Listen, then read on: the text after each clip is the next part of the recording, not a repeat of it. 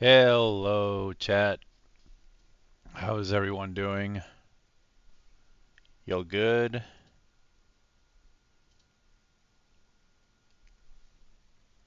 Hey, lizard. Fuck English slang just because I can say or think the word torta without also thinking about what I'll use the word for. What? With that said, I just had a torta with chicken and spinach with pickle jalap. Yeah, that sounds really good. Hey, Tal. How you doing? Rhyme Fox, hello. Doing well, eating some dinner. How you doing? I'm alright. I'm alright. Hey, Elman, what's up? K5, Mushy Mushy. Hey, what's up? What's up, K5? Comrade Cosmat, thank you for the follow. Welcome to the stream. Hello, hello. We'll wait for. Oh, we already got 21 people. Hello. So, I would like to introduce a very good friend of mine, one of my oldest friends. His name is Henry Goeldner. He is a fantasy. Would you call yourself a fantasy comic book writer or just a comic book writer? No, because you also done like nonfiction. Well, As you say, speculative. comic book writer. Yeah, I've done a bit of everything. Yeah, yeah. Is Henry's volumes okay, Chet? Hey, comrade. You hear me?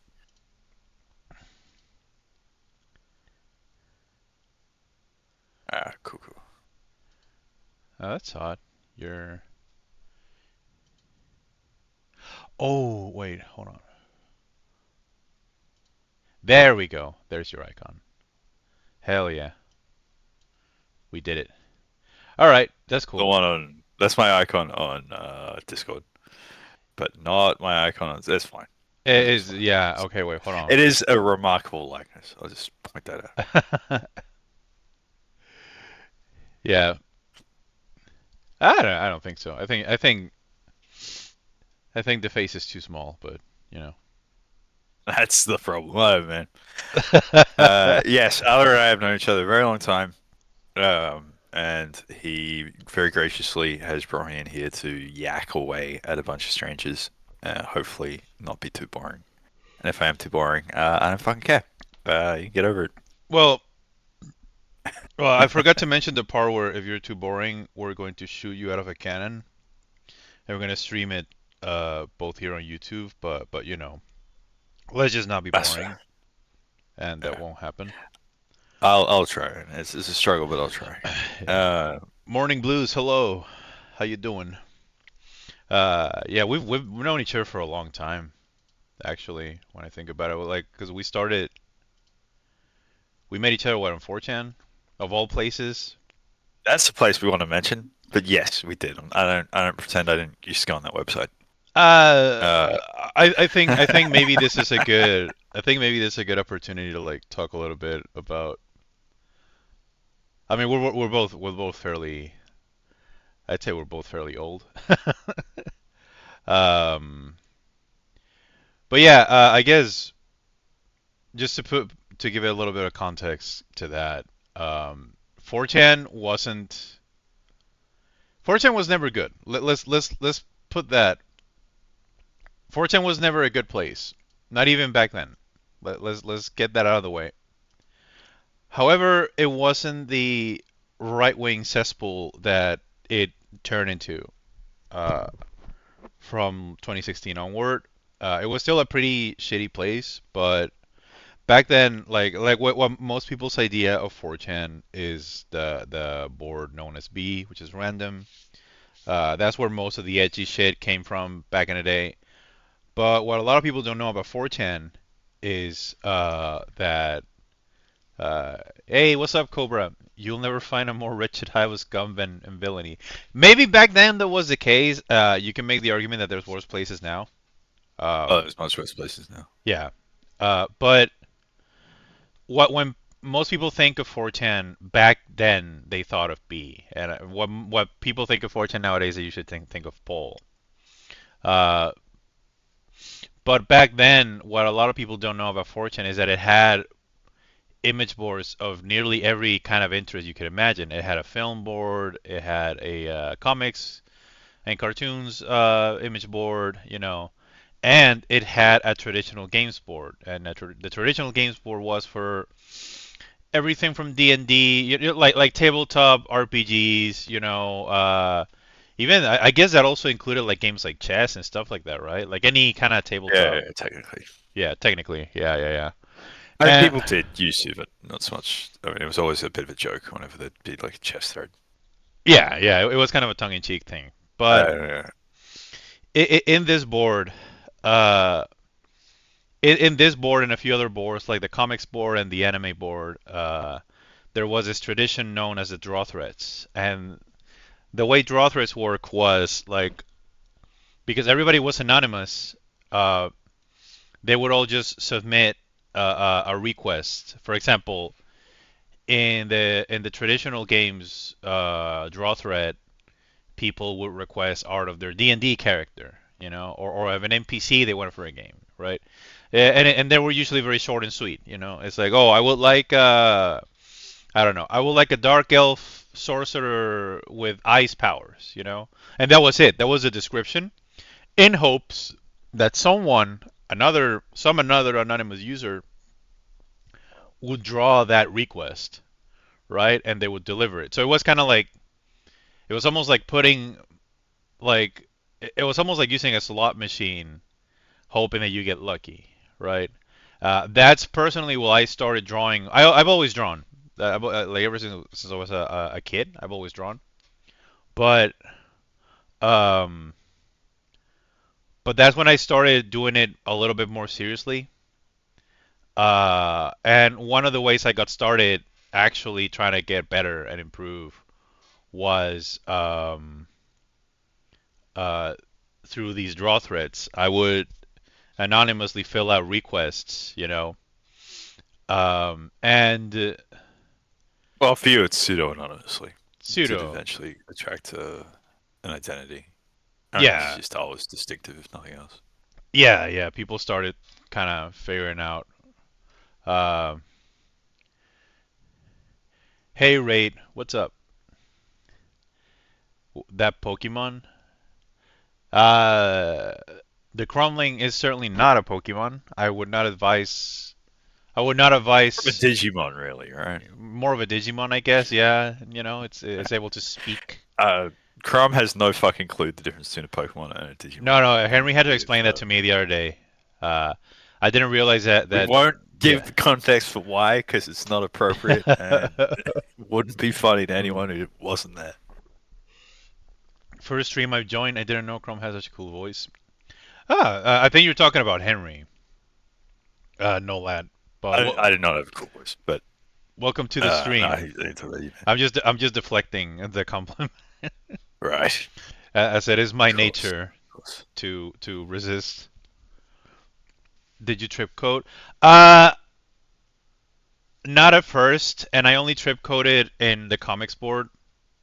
Because I think I actually became a little bit more. No, I think I amassed quite a bit of a reputation in both traditional games and the comics board.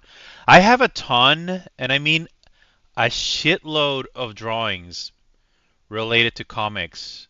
Because that was the era when I was more into American like superhero comics, and that's kind of how I think that's how you and I became. I mean, we became friends first through the traditional games board, right?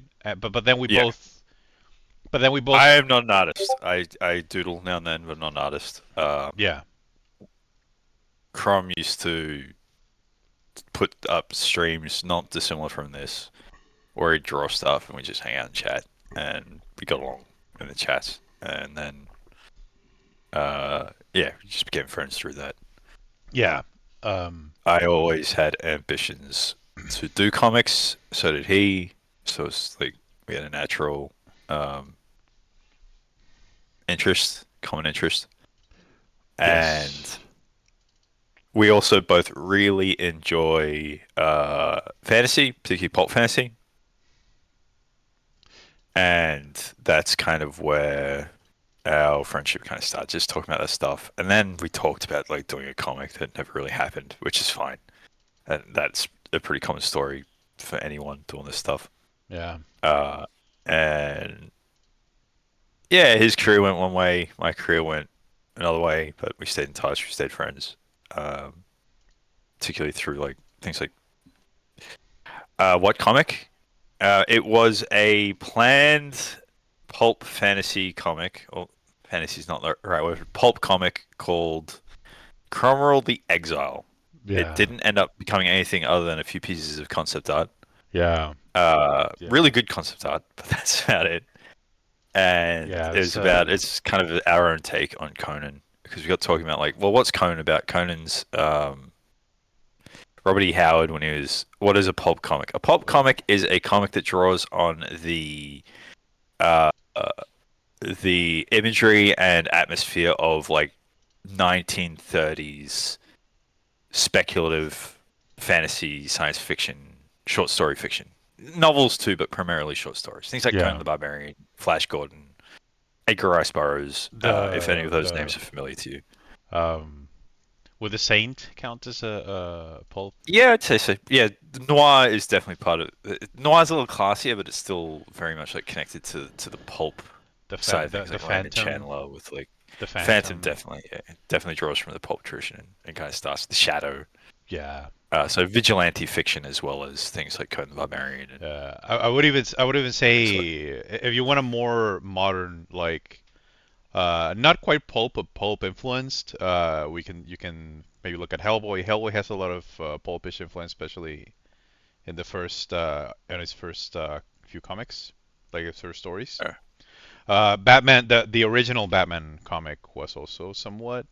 I mean, most comics back then were somewhat yeah, pulpish, but yeah. yeah, I think the best way to define pulp, as compared to something like literature, is it's adventure fiction that's more concerned with character and plot than things like theme.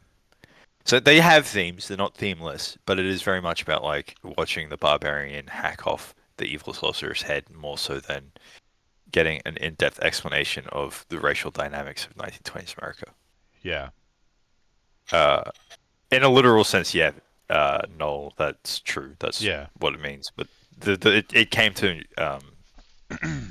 it's got another definition, I think, these days, where it's to do with stories. Anyway, that's not too important. That We sounds we we're gonna do this comic over a decade ago that didn't go anywhere, didn't take and it was off. our own kind of take on barbarian fiction.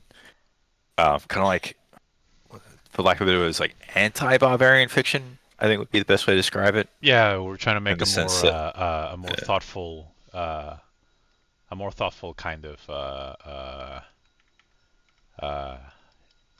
yeah, yeah. Like from what I understood or from what I remember of the character. I actually uh, when I was so I've been organizing my files lately, which has been a fucking nightmare.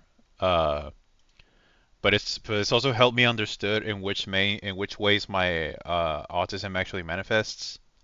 Uh, I actually let me see if I can find him again because I actually ran into the old Cromwell concept art.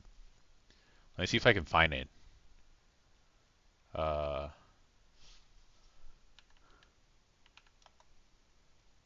yeah, fuck. because we're both huge kind of barbarian fans. So don't get it wrong when I say like when I'm saying anti-barbarian fiction, it's not because we dislike or have problems with with barbarian fiction. It's cool as shit. But it's more the sense of like, well, this is a genre we like, but how do you do it in a way that's not Just just a Conan retread? And then yeah. I think the best way to do that, I don't like the term deconstruction, but in the sense of you look at the underpinning of a genre, like Conan specifically is very uh, sort of anti-civilization. It's very much about the rugged individual. It's very much about um, the decadence of society and how it weakens men. I think that's something that's very common in Robert E. Howard's writing generally, but Yeah, very specifically he wasn't a big fan of represented in Conan the society. Barbarian. Yeah. He didn't say we live in a So society. He said I hate living in a society. Which is like when you examine his life, there's a lot of frustrations there that go with that. But yeah, yeah, yeah. yeah. I also think it's a tad hypocritical, if I'm being honest. Like this is the duality of civilization, of particularly from the point of view of an artist, where you might rail against it, but to do what you do in a way that's like able to provide an income and lifestyle, you also rely on it. Well, Um, no, I agree with that, but it also it dangerously threads the oh, you criticize society yet you oh participate in it, and I think that yeah, that's true. it's important to remember that like none of us agree to live in this fucking system. And I feel like if you were to honestly explain, like if you were to honestly explain to someone how this shit works, before they ever got into it, and they had another option, a lot of people would say no. If you Yeah. honestly explain, like not sell it to them propaganda, but if you actually explain to them, hey, this is the game. The game is rigged. It's very likely that you're gonna be born in a position where you're never gonna be able to like climb. Uh, What happened? What stopped you going forward with it? Life. Most Life. things. Um, I also, from my personal perspective, I have I have very bad on. Maybe I shouldn't say this being a working artist, but I'm also old, and I feel like like my commercial career is pretty much over. So I feel free to say this. Um, I struggled all my life with undiagnosed ADHD and autism, and I finally started to recognize how badly it affects my ability to work and to do things. I found the folder. Okay, you guys are gonna see some art from the uh, long ago. you guys get to see some art from Inevitably. very long ago. Holy shit! Hold on. Uh, but yeah, I struggle with that a lot, and it doesn't help that I was dealing with some. It's like Henry said, life happened. I didn't understand my own I didn't understand my own issues, and I was dealing with a bunch of shit, and you know I just couldn't really finish it. Uh, I couldn't commit, and I think that's pretty much honestly that's pretty much what happened. So let's see. This is And it happens, man. Don't beat yourself up too much. oh my god. Don't feel bad. This is page one. Because it started with like a sack like every good pulp sword and sandal fantasy. It starts with a village being raided. Uh, and I think I remember we actually talked about like where to start because you know a lot of the times you kind of want to do the preamble, but I think you said no, let's just start with the village already fucked up. Uh, I'm fairly sure the Broken Moon that was my input because I have an obsession with this shit. Uh, with like broken satellites. I think it comes from Thunder. I don't know if it was Thunder the Barbarian or that the Herculoids. One of I those did. two, I don't know about the chat, but yeah, I remember those. one of those two uh one of those two tales, one of those two intros. These are very old cartoons. Also River Fatal, thank you for the follow. Welcome to the stream. But they're very old cartoons. But one of them had in the opening a shot of the moon being split apart. And that shit did things to my 5-year-old brain. I was like, holy fuck, that can happen to the moon. You know, so it's become. I feel like in my mind it's become a marker of this is a different world. You know, Thundar. Okay, thank you, Cobra. Oh Thundar the no. Barbarian. Paprika 808. Thank you for the follow. Welcome to the stream. But yeah, this is very old. Oh my god. You know, I kind of cook with this guy, the horn guy. Yeah, yeah. It's still the anatomy still looks it's wonky, but it's For reference, because I'm remembering the plot as we're going through this nostalgia. They're not monster people. What they are is a cult called the Beasted Man, and they believe this is a post-apocalyptic story, yeah. like post-apocalyptic story. And these guys are essentially have access to very ancient gene splitting technology. They think human beings destroyed the world and are just scum, and we're better off going back to being animals. So they essentially deliberately Yeah. rewire themselves to become more animalistic and then deliberately go and destroy civilization where it's cropping up Yeah. because they believe it was a mistake the first time and it is a mistake now, and human beings would be better off degenerating back into just being dumb beasts. Yeah. Yeah, I Uh, remember I remember this now. and they're not, I don't know, we always thought they're not wrong necessarily, they're just cunts. Well, Um, it's also oh yeah, they're wrong. They're wrong. They're cunts and they're wrong. Actually, I changed my mind. I find it also very Animals interesting. pretty nasty. I find it also very interesting because in some way they are kind of like you could even almost consider like a philosophical branch of the argument that Robert E. Howard made about society, like Yeah, yeah, that was kind um of the idea. And there is a there uh, was we never of course we never fleshed it out. There was a less extreme version of them that existed in some oh, it's places. true. This is It's like true. the fucking nutbag version. It's true. Which actually makes me going back a little bit to R.E. Howard. To be fair to Robert E. Howard, when it comes to a design for society, he fucking killed himself when he like in his 30s.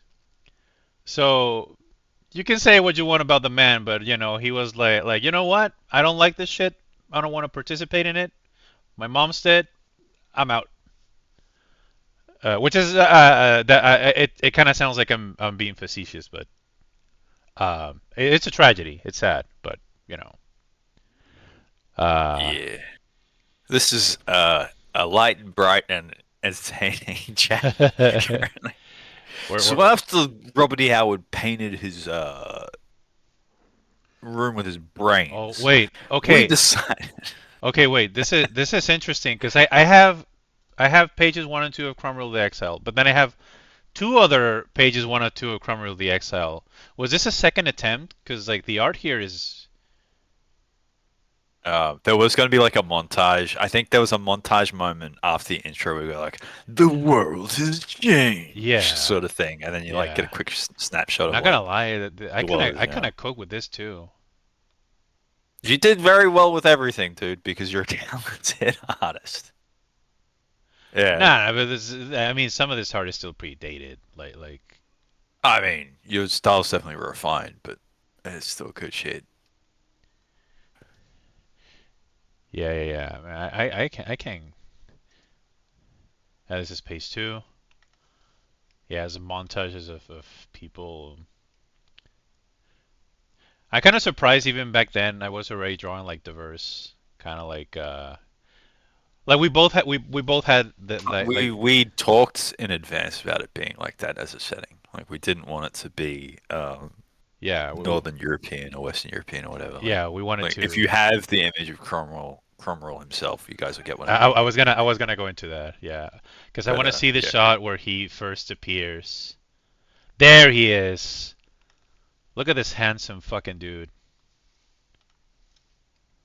Yeah, yeah, yeah. He was I actually did a color page of that one too.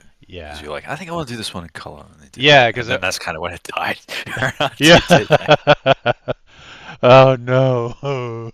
because we also talked about how he's primarily an archer, uh, Yeah, he's and from. that's a lot to do with me doing a Yeah, lot of reading on East Africa and how East yeah. Africans were renowned archers. And that was another We thing images that I'd make a black dude. yeah, and that was Yeah, another thing you brought to the comic is you wanted accuracy with the martial aspect of it because I remember we talked a lot about like he's primarily an archer and we wanted to do bows the way they would be like from that culture, like uh and we also wanted him to be a swordsman, but like I remember that we talked about him being a proper swordsman. He actually has like he would actually do real techniques. We want to showcase real. We want to showcase what real like swordsmanship would look like. Uh, yeah. And there's this idea too where he has properly made weapons, which in a lot of these parts of the world would have made him unusual. because he Yeah. comes from a very rich part of the world, but he's been exiled from it. Yeah. So he's got a good proper steel sword. He's got a well-made bow. He's got all these like things. He's got proper metal armor that he wears, like It's almost chainmail like armor. he's almost like Batman in that sense. Yeah, He has access makes him a to little unfair. yeah, has access to technology that like. Let's see if I can find the concept. Okay, this is the concept of one of the characters. It Uh, gives him an edge. uh Yeah, he rescues this little girl, and then he yeah. from the cult because What they're is gonna turn her into one of them, and he finds a survivor, and then he rolls. The survivors are like they took the children, sort of thing, Oh my God, because they like to take kids and turn them yeah, my into their eyes. dudes. Okay, there we go. Yeah, Yeah, these are the concepts for the. I would like to revisit some of these and like, because I was thinking a lot of the Island of Doctor Moreau for these like really grotesque. Uh, because actual like obviously we're used to kimono and furry art and like cute like anthro, but for this one I was really in love with the idea of like just outright. Okay, these are the very first concepts for him. I remember yeah, we went through a lot of yeah. iterations. I was like, he Yeah, looks a little. yeah. No, no, I feel that. I feel that. I'm glad with what we ended up doing with him. Oh, Yeah, I was too. Um, uh, what areas did focus on most when sharing your skills? I'm a writer. I started drawing a few years ago. I'm a writer of designs, but I'm oh, you're talking about Chrome, sharpening your skills. Sorry, yeah. oh wait. What areas did you focus on the most when sharpening your skills, Chrome? Oh me. Yeah. Uh, I think at this point, uh, in this particular time of my life, I think I was mostly focused on getting good proportions, which argue. Actually, no, no. In this period of my life, I was mostly concerned with making things look both cool but also organic. If that makes sense, I wanted to have this sense of that like, oh, Kemi Shill, thank you for the follow. Welcome to the stream. Uh, I wanted to make characters that looked cool, but at the same time they looked like they lived in a world. They that they looked like they were part of a world, if that makes sense. Like I wanted, and I knew I was doing something right because this is a compliment that I kept getting from a lot of people back then. Is like your characters look like everything they have on them is for you. It has some utility. It doesn't matter if it was accurate or the design was sensible. We can argue that a lot of it wasn't. Uh, and that's actually something that Henry over the years has helped me a lot because again, Henry has vast knowledge when it comes to medieval weaponry and how it was used and why it was used and all of that. And over time, uh, I've asked him for advice when it comes to designing this stuff, and I think he's greatly informed that. It's something that I've thought about before, but I hadn't fully articulated. But this is what I was focused back then is just like sharpening that sense of like it can be fantastic, but it has to look lived in. It has to look like it has a purpose.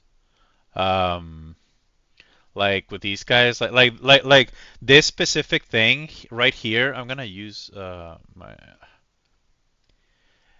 this type of pommel for the sword is something that I used to do a lot, and I mean a lot. I was addicted to this thing, and Henry was the first one to point it out. It's and he was like sometimes he's like you want to do pommels sometimes that are more like solid shaped, because he told me because this is something that you may use as a weapon. Like he introduced the concept of half sorting to me, and how like knights and people swordsmen use this whole thing as a weapon as well. Um, Yeah, well, pommel has two purposes. It's a counterweight, for yeah, when you're, yeah, cutting and things like that. That's why they start losing the pommels. Well, yeah, no, they still have pommels on themselves. It's a counterweight for both the cut, but also for the balance in the hand. Because if the weight is too, if it's too blade heavy, it's gonna drop. It's Yeah. gonna be hard to hold up. So having more weight at the back of the hand helps keep it level. But then they figured out pretty quickly you can use it to fucking nut someone. You use it to crack someone's head. Yeah. Particularly if they're wearing armor, like the concussive force is more effective than Yeah. Yeah. a bladed edge for like transferring deadly Yeah. deadly force And if you, physical hurt. I imagine if you like, if maybe the armor had taken a bit too many hits or it was in bad shape, like you could cave it in, and I imagine that would hurt a lot. Like, Well, depending on kind of armor, it's literally deadly. Like you gotta remember, armor was often very close to the body, so it's not like. I mean, there's some exceptions. Like you get the Norman helmets that have really large domes, mhm, and obviously you have the arming caps underneath, which are both meant to make the helmet more comfortable, but also meant to absorb a little bit of that that damage. concussive Yeah. force. Yeah. But if there's one thing we've learned from football, American football, Australian football, and rugby and all that, there is no safe way to get hit in the head, and there's no No, effective way to protect the head from getting hit. absolutely not. Yeah. Um, so it's yeah, I imagine CTE was very common in pre-modern knights and soldiery. Anyone who was fighting a lot anyway. But they tried not to get hit in the head. And it's like, what's the true art of boxing? It's not getting hit in the head. I think it was kind of true for Yeah. armored Yeah. warriors too. It's the last possible place you ever want to get hit, and that's always been true in all history. It's Yeah. why, like, if you have one piece of armor going into battle in any period of history, it would be a helmet.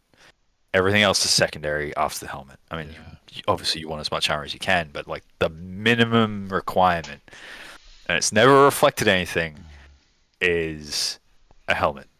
Yeah. Uh, Yeah. which I obviously isn't very heroic. Helmets are very rarely seen in fantasy art or historical fiction, even, and all that kind of stuff. I think the major exception, even in literature, they avoid talking about helmets too much. And the major exception is actually, in my opinion, A Song of Ice and Fire, which I'm a big fan of, but I won't get into. We're kind of deviating off into very different. a little bit, but I think it's fine. I'm trying to find. Is it I know that I true have a. Folks and Sorry. Romphanius were made to poke through helmets around Roman shields, or is that just a theory? I'd say I don't really agree with the theory that they're made to poke through or around anything. I find that's a very ineffective way. I think with the Fox, at least, the Fox is an extremely efficient chopping weapon.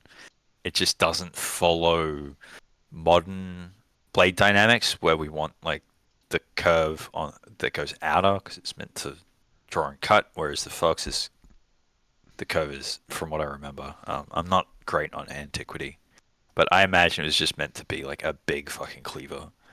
And you got to remember in antiquity, like the Romans were very unusual in how uh, heavily armored they were. A lot of their contemporaries, you had your helmet, you maybe had some chest and leg protection, and then you had your shield. So the Romans were more heavily armored with their infantry. In fact, heavily armored infantry is a very Mediterranean concept when you get into like Persia and places. I'm rambling. Sorry, I'm No, no, rambling. but this Um, is fine. so I don't know. I've never been a big believer in the get around argument with weapons like the Chotel in East Africa too. I think they just had different blade geometries that were still intended to have the same cutting effect. If there's a get around thing, it would be more for just being annoying, for like wounding, like "Ooh, gotcha," Mhm. because it's not fun to get stabbed in the face, even if it's not going to kill you. It's not fun. Uh, And and depending on where you get stabbed, I mean, you see this a lot in like combat sports, MMA, boxing. Like a well placed cut to the temple is almost I would say it's almost a fight uh, a thing that costs you a fight because like you start bleeding from the temple. The blood gets in your eyes. If you've ever gotten blood or sweat in your eyes, I'm not gonna go into detail of my not fun. experience, but it's fucking and it's far more annoying and it's far more stressful than you think when you're actually fighting someone. Yeah, yeah. It's No, I've had that with blood in the eyes. yeah, yeah, and It's it's yeah, it's tilting. not fun. It's very tilting, Well, it stings because it's and, salty. and and it stings. Uh, Yeah. and blood at least sweat's just as bad in some ways because the sting makes it hard to keep your eyes open, but the blood is like The problem with almost blood, seals up your eye a little bit. and the problem with Um, blood as and well, the is that face it's bleeds really easily. The yeah, face is the yeah, face like your skin's thin on your face, and it's not hard and to. blood is also sticky. Like Yeah, if you bleed quite a bit, and as soon as it starts like drying out, it becomes like it's hard to even open and close your eye. It's yeah. I'm not gonna go into the gnarly details, but well, if I'm a big rugby league fan. As an Australian, as a Queenslander, I'm required to be a big rugby league fan. Go Brisbane Broncos, sixth on the ladder. We're gonna make it. This is our year. Blah blah blah blah blah. But if you ever watch much rugby league or rugby union, um, there is a lot of blood from the face. Cuts to the brow, the forehead, the temple are really common, and they have to clean it and strap it very quickly because blood in your eyes makes you useless. And if it's yeah, bleeding a lot, it's even more useless. yeah, So they strap it up real quick, and they're not allowed to hit in the head, but even just getting dragged on the grass, that can cut your face open. The face cuts very. I mean, anyone who's had to shave their face knows it's really easy to cut the face. it's extremely easy. Um, Yeah. so I don't know what the fuck we're talking about, dude. We're talking about how do we get here? Oh I yeah, we're don't talking know. about helmets. We're talking about helmets, and we're talking Helmets. about That's why helmets are important. yeah, Helmets that protect the brain, but also protect the face. yeah, No one wants to get their nose chopped off. No one wants to lose an eye. No one wants to lose a tooth. Like this is another thing I think people forget is like you get cracked in the mouth and you get your tooth cracked. Even today, that fucking sucks. oh But yeah. imagine a day where like You can't get yeah, dentistry yeah. was Then pretty just crude, man. was That's like, and that's not gone back far. We only yeah, have to go back like 100 years to go back to when dentistry fucking sucked. yeah. Uh, Hey Blue Shadow, what's up? Thank you yeah. for So the it's like follow. Welcome to the stream. Yeah, yeah. Dentistry is like protect your head, people. yeah. I know that the world is in a very bad state, but I still sometimes think how incredibly lucky, like, regardless of everything, how incredibly lucky I am to live in an era where yeah, I can lose a tooth, or I could like get an infection and I still have a very good chance. Like, um, You'll be right. Yeah, you'll be fine. how's it like being a story artist? You said that you did story writing. Do you think about them like arcs? I think that's a question for you, Henry. Uh, it depends what you're writing. I write. I'll lay down my back catalog real quick. Okay, so I started doing short stories for comics. Short story is short story, one and done. Good way to learn if anyone's interested in doing comics, both as a writer or as an artist. Do short ones, just 4 pages, maybe Yeah. 10 once you're comfortable. You'll Right learn right a now in lot. this very moment, I'm working on a story that Henry wrote actually that I do intend to finish because it's a short. He sent me a 4-page script. I'm gonna stretch it a little bit more with the art. Just because I think it's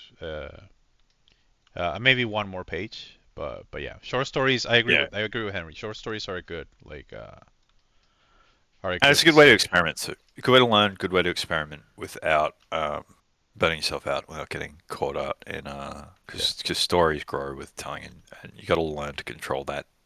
Not to not do it, but to control it, to make it a decision. Because it's when things stop being decisions when you're creating, whether it's writing, drawing, whatever. So when things stop being decisions is when problems start happening, in my opinion. yeah, And the more you know, the more accomplished you are at whatever your preferred art form is, uh, the more your choices are informed by real decision making, even if unconscious. Before then, a lot of what you're going off is an instinct, and instincts aren't bad, but they are limited. The instincts will always be limited, so you got to learn. Short stories are a great way to learn. yeah. I've since gone on to have published work in a couple of magazines and worked in video games and things like that. So what I generally do is, if I have an idea, I decide pretty early how how big is this idea, if it's a pretty small idea, like a pretty direct idea, it's like, oh, this is like a short story. Okay, I'll just do 5, 6 pages. If it's bigger than that, that's when you got to think about what you're talking about with story arcs and things. Uh, I do think comics is one of those ones where you need the opportunity to really do anything with full story arcs, however you want to describe that. But what you can do in a way that's a bit more manageable is you just do it in terms of books. You do it in volumes, Yeah. which is what I'm doing. I currently have a series out with my friend Illuminated Comics on Blue Sky and Instagram. Is he on Instagram? I don't know if Illuminate. he's in chat, but I actually amply recommend following Livio. He is, if you're the way I would describe Livio's comics and art is, I'm just gonna share his profile. If you've ever been a fan of, and this is probably gonna be like, again revealing my age, but if you've ever watched stuff like Naked Gun, Hot Shots, Police Academy, those types of like parody, Spaceballs, any of the Mel Brooks films, Young Frankenstein. That's what I would say approximates illuminated sense of humor, um, which I personally find fucking hilarious. So here's his Blue Sky profile. But yeah, sorry to cut you off. No, it's alright. This is good. So Livy and I have been, despite what what Arthur's saying about Livy's own work, where he very much is primarily a comedic artist and writer. Um, and don't let that think he can't do more, because the Oh book no, we yeah, work yeah, on together yeah. isn't a comedy. It's I'm well, sorry. it's, Yeah, it's I'm sorry. I didn't that's all mean right. to Sorry. pigeonhole Ooh, this is a terrible pitch. Uh, sorry it. for the rambling. Livy and I work on a comic book called The Southside Shore. It's been well reviewed. We got shortlisted for an award earlier in the year. We didn't win it because the books we were up against, well, it's a strong field. I'm not bitter. I'm not bitter at all. We were shortlisted for a national Australian award. Livio himself is Italian. I live in Australia and am an Australian. Called the Aurealis Awards. It's a speculative fiction award. We were shortlisted for best graphic novel 2024 for the first volume of Startide Shore. It is space opera, swashbuckler sort of adventure Yeah. story. This I did a variant cover for them. This is it. Um, Yeah, this is for volume two, variant cover for volume two. yeah, it's a Uh, variant cover for volume it's very two. good. That's the main character, Elise Faulkner. She is what you think she is when you look at that picture. She's kind of a space pirate, bit of a A, space mercenary a sort of bit of thing. a rogue. Bit of a rogue, bit of a rascal, Yeah. It bit of a truly cold-blooded murderer. it truly is the quintessential archetype for a space opera, isn't it? Like the like I'm not a Star Wars fan, but like the Han Solo kind of character, sort of, I guess. To for I think it's I don't know if I'm it's meaning. an archetype that offers flexibility. Yeah, I think that's why it appeals. yeah, With the Started Shores, Olivia and I got talking, similar to Arthur and I got talking, and similar to Arthur, also enjoys similar to Crom. Sorry, I don't know if I know your name. Similar to it's Crom, okay. enjoys a certain era of fiction, like that kind of pulp stuff. Yeah, Uh, Early 20th century, mid 20th century sort of fantasy and science fiction. Days when you knew where you stood. No, I'm kidding. Uh, no, obviously, uh, that era has some real baggage to it, but I do think there's still a lot of fun to be found um, in those stories. We got a fan, J-Man 91. Nice. huh? Yeah, she's pretty cool. I did the original concept art for Elise, handed off to Livio, and then Oh hell yeah! Livio improves it. And ages ago, before we even knew it was going to be a comic book character, I did the design. And when Livio and I got talking, I said, I got two ideas. Um, I've got a space opera idea, and I got a vampire hunter idea. Uh, and then he was like, "Well, the vampire one sounds too big. Can we do the space one?" Um, And now you're doing volume two? and now we're doing volume two. So I think it grew bigger than he was expecting. I paid him a lot of money for the first one, and now we've got another deal sorted out for the rest. We won't go into that. Pay your artists if you're a writer. You know, figure out a way where they make money off whatever you're doing, even if it's not much, because frankly, they do the real work when it comes to comics. I'm not saying there's no work on a writer's end, but when it comes to literal physical labor, the artist does bulk of the work. It's art is a physical job. It's something people forget about, and it's something that leads to a lot of artists accidentally ruining their bodies. It is still manual labor. There is It still a is, yeah, physical labor element to it. yeah. Guide me through your lens. What's your perception how you tackle plot direction? Like what next chapters or what should my MC do next? That's a good question. It's a difficult question to answer because it's very situational. Uh, with yeah, take care of your wrists, people. With the plot, usually how it works with me and Livio as a comic book, we sit down, me and him. I might have an idea, and I say, "Look, I had this idea for a story." Specifically Startide shows it'll be an Elise Faulkner story, and I'll say like, "This is what I have." And I'll give him a plot outline. We'll talk it over. He'll say what he wants to do, what he likes about it, what he doesn't like about it, and what he himself wants to do on top of it. I'll try and incorporate that where I can, and then I'll just write the thing. And if I get stuck, I have the benefit of having a very good writer as a co-creator. Livio is a very good writer on top of being a very good artist. So I'll talk out if I get stuck on any moment. I'll talk to him. My instincts are very often wrong, and he's very good at telling me when they're wrong and steer us back to what the story's about. He's very good at that. So we will talk it through. Sometimes the plot will take me in an unexpected direction, and I will tell him, and I'll usually know why as I'm doing it because the character and their decisions. Characters kind of dictate plot a little bit if they're good characters. Where once you get more of a sense of them, you'll start realizing what are right choices and what are wrong choices from the perspective of the character, and then it just becomes a game of making that convincing to the reader.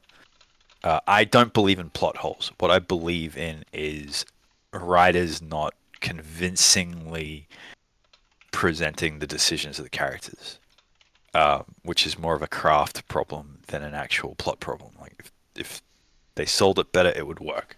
It's just a failure of selling it.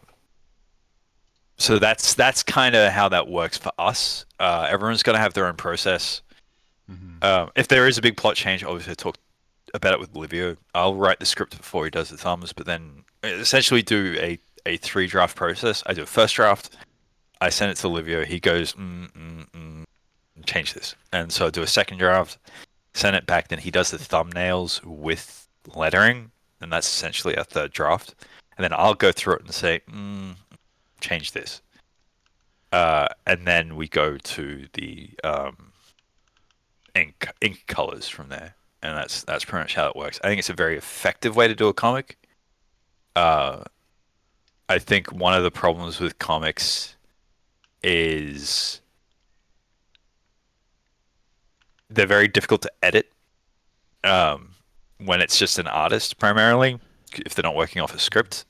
But you can get around that by treating thumbnails like a script, and that's where you can do a more in-depth editing process. If the plot's not working for whatever reason, you can catch it there rather than screw yourself by just doing it a page at a time. Um, I think it's more of a problem with web comics than any other form because web comics is very much make it as you go. Do Oh, you we're have a we're struggle we're with how we're you in keep a trying to get? we're in an ad break, so maybe we should wait until. Oh, all right, sorry. I don't Yeah, see the ad breaks. yeah. No, we're. Yeah. Yeah, yeah, yeah. Uh, It's over in like a minute. We can still. I'm still. yeah. So I'm putting on the very boring lecture voice, craft voice. I'll try and get back to being fun and funny. Now, as you know, when bad habit. Chick gives me shit for it all the time. Henry starting a lecture. Uh, Yeah, I'm changing the Bright's hairstyle to be a bit more, reflective of sort of a Tudor era thing. yeah. Like I know Yeah, it's a no fantasy worries. setting, but I would like to still keep Oh yeah, yeah, I'm cool with that. some semblance of Going for a bit of a Elizabeth Woodville kind of thing. hmm I Um, was thinking of her like pod. she would still have some loose hair in the back, to keep it fantasy like to you know. I don't know what you think about it, but like Uh, still keep like a I don't mind. Do what yeah. feels right. Yeah, yeah.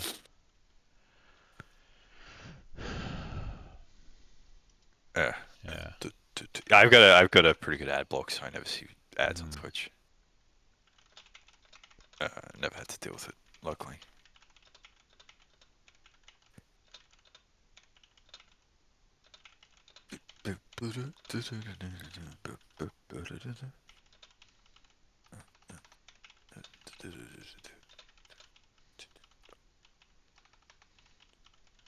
Oh, we're back. We're back. We're back. Yeah. Sorry about that.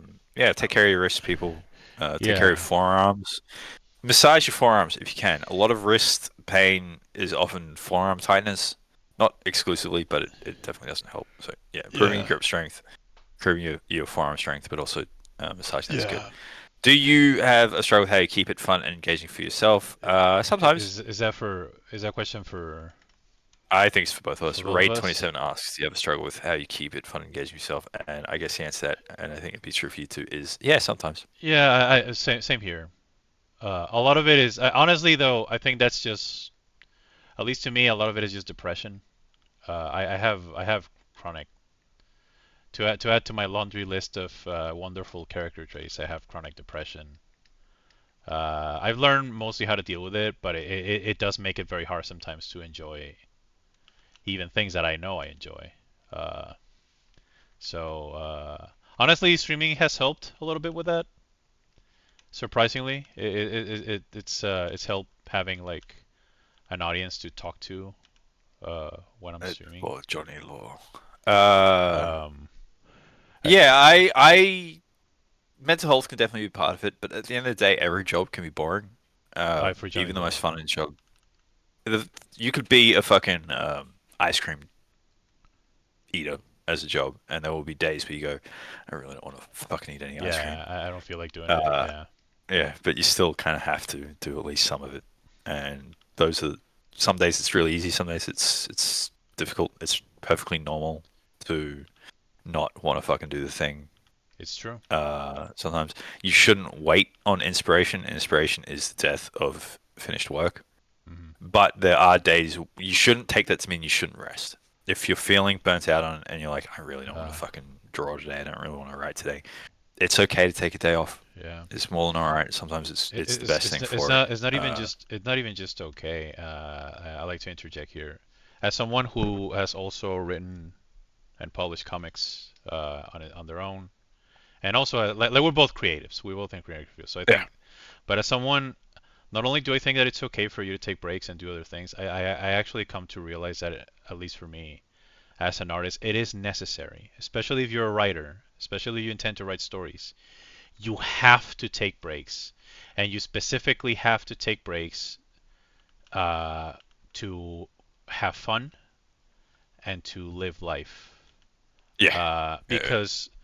Because you're not going to grow as a writer just working. The idea that you have to grind endlessly and shun life, like this idea that you're that you have to forego social commitments and stuff like that to become a better writer or a better artist, a better like I think that's just untrue because you can't just live off of what you consume for inspiration. Uh, you You have gotta to live a live. little.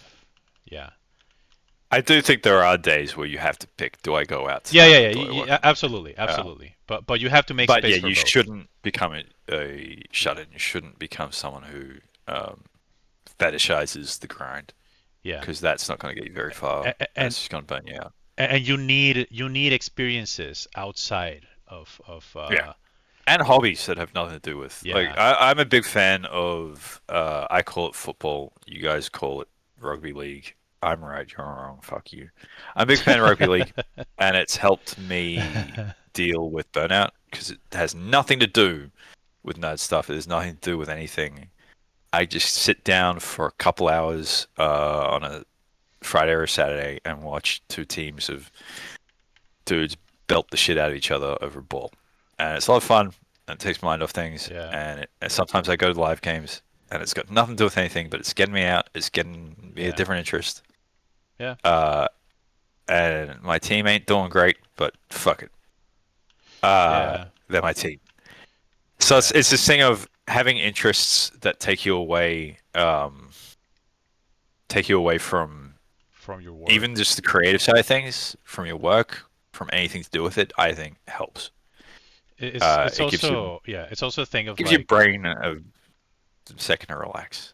and a lot of those during those experiences, you're gonna meet people. You're gonna hang out with You don't friends. necessarily want to meet them, but that's valuable. You may not necessarily, you may not, but that's the thing, is that you may not necessarily want to meet them. You're gonna have better. Every time I watch the Sharks play, I imagine the dickhead I had to sit behind a live game, and I hope they do badly, so he has a bad Yeah. night.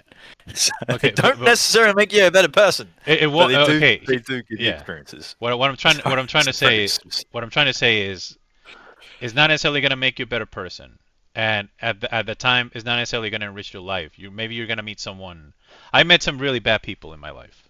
Uh, Hey, it's still important. You're right. However, that one day you may find that that experience that fucking sucked actually made for a good story, or it makes for a good element in a story, and you get to use that. Everything that you live through, you accumulate, whether you think about it or not. Uh, Positive or negative too. Positive or negative, it's gonna stay in your mind. And So, Chromatic Cobra has asked a very important question. yeah. So, is football actually three things? Soccer, American football, and rugby. I only knew about the first two. Ready for a history lesson, Oh my everybody? God, here we go. Football. Football, in and of itself, and I'll fight any Pom is an Englishman, who disagrees with me here, refers to a code of sports that focus around balls played on your feet as opposed to horseback. Going back before the invention of association football, which is what soccer is actually, that's the actual name for it. It's not football, it's association football. Just like rugby is actually rugby union football or rugby league football, not just rugby union or rugby league. Football didn't have rules. It was played a million different ways before the rules got codified in the mid 19th century at various schools in the UK.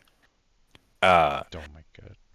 Two major sporting codes, football codes, came out of the codification of the rules to football: association football, which became soccer, and rugby school, because rugby's a school. Rugby school football, which became rugby union, and then later split into rugby union and rugby league. Neither of them own the word football. None of them do. And I'll fight anyone who says otherwise. Because if you actually go back and see how mob football, peasant football, medieval football, whatever the fuck you want to call it, was played, yes, you could use your hands. Yes, you could tackle. Yes, everything that is in both codes of the sport were on the table. It's just when they wrote down the rules, a lot of these regions picked their preferences. One had a preference for not handling the ball with hands except in specific circumstances. Like early soccer, you could absolutely grab the ball. You just then had to put it on the ground and then kick it. You couldn't pass it by hand. They didn't have a fucking goalie. Goalie is a modern thing from like the 20th century. Like there's all these different things that didn't exist in the original association rules. So like this idea that like one is football and the other is handing is like go fuck yourself. The United Kingdom can go fuck itself when it gets on its high horse about we don't call it soccer. Fuck you. Soccer is the better word. If you're in an international fucking context of English speakers and you say football, a fucking South African won't know what you mean. Ireland's gonna think you mean Gaelic. Even in Australia, if you're down south, they'll think you mean AFL. If you're up north, they're gonna think you mean rugby league. They're not fucking soccer. When you say soccer, Everyone knows the sport you're talking about. There is no fucking debate. It is, and it's a fun word. I like the word soccer. It sounds fun. Let's go play soccer. That sounds fun. Soccer? I don't even know her. So get fucked with the whole. It's not an Americanism. You English cunts made up the fucking word to begin with. You still have charity matches called soccer matches. You still have programs on the BBC called fucking Soccer Sunday, but you get these bleeding fucking pommy wankers going, "Don't call football. Soccer is America. Blah, blah. We call it. Fuck you. Fuck this you. this I. this is Sorry. this unhinged rant He's had this before. has been brought to you by the government of Australia. Yeah, get fucked. Um, go It was soccer when I was a kid, and this the second the Socceroos, which is what we call our fucking soccer team, qualified for the World Cup, you had a bunch of bleeding fucking Aussies going, oh, we should start calling it football, I guess. No, fuck off. It's soccer. It's and always been soccer here. Anyone who says otherwise is a wannabe fucking pom who should fuck off and live in England. Go to London. Get the fuck out of here. I will say though, in Latin America we call it football, but that's just Give a fuck. I'm just talking from English that's speaking world. Call it what you want. I don't care. all right. Well, Anyway, that's like I that. said, this is a specifically Australian government sponsored rant. Don't go to Australia. Fuck off. They're full. Um, No. Oh, come on, man. Let's not make those jokes. okay. All right. All right. Go to Australia, and Yeah, come down. Come here. Things crazy in the world. Come down here. It's a good come place. down to Hey, Australia. Uh, uh, but you better call it fucking soccer uh, when you yeah. do. I guess. Yeah. Yeah. Go to Australia. We don't call them shrimp down here, chromatic. They are called prawns, but yes. Also, Sorry to rant. You triggered me there, man. You triggered me. It's one of my triggers. I feel very strongly about that. No, it's all right. I'm as just playing. yeah, like as we have all found out. I mean, I already knew. I already knew where this Yeah, was going. I have one running yeah. I have question that one came running up for quick. Yeah, myself when so you I go. work in a fantasy setting. When you run into needing to use a word that's the only example, it's actually something that's not language that should exist in your setting. Do you just ignore it and use it anyway? Like the French word was prestige. Uh, I kind of I, get what you mean, but yeah, I think something like a French language word, like prestige, like a loan word or something, going a bit too far. I say don't worry about it that much. yeah. But if say I ran into some problems writing a fantasy fiction world of like, what's the problem of describing East Asian features without using real world words? Like, you can't call someone Asian in a setting where Asia doesn't exist. This is where we kind of get into the tricky language of what do you call it? I don't like the word political correctness because I think it's more just about being respectful.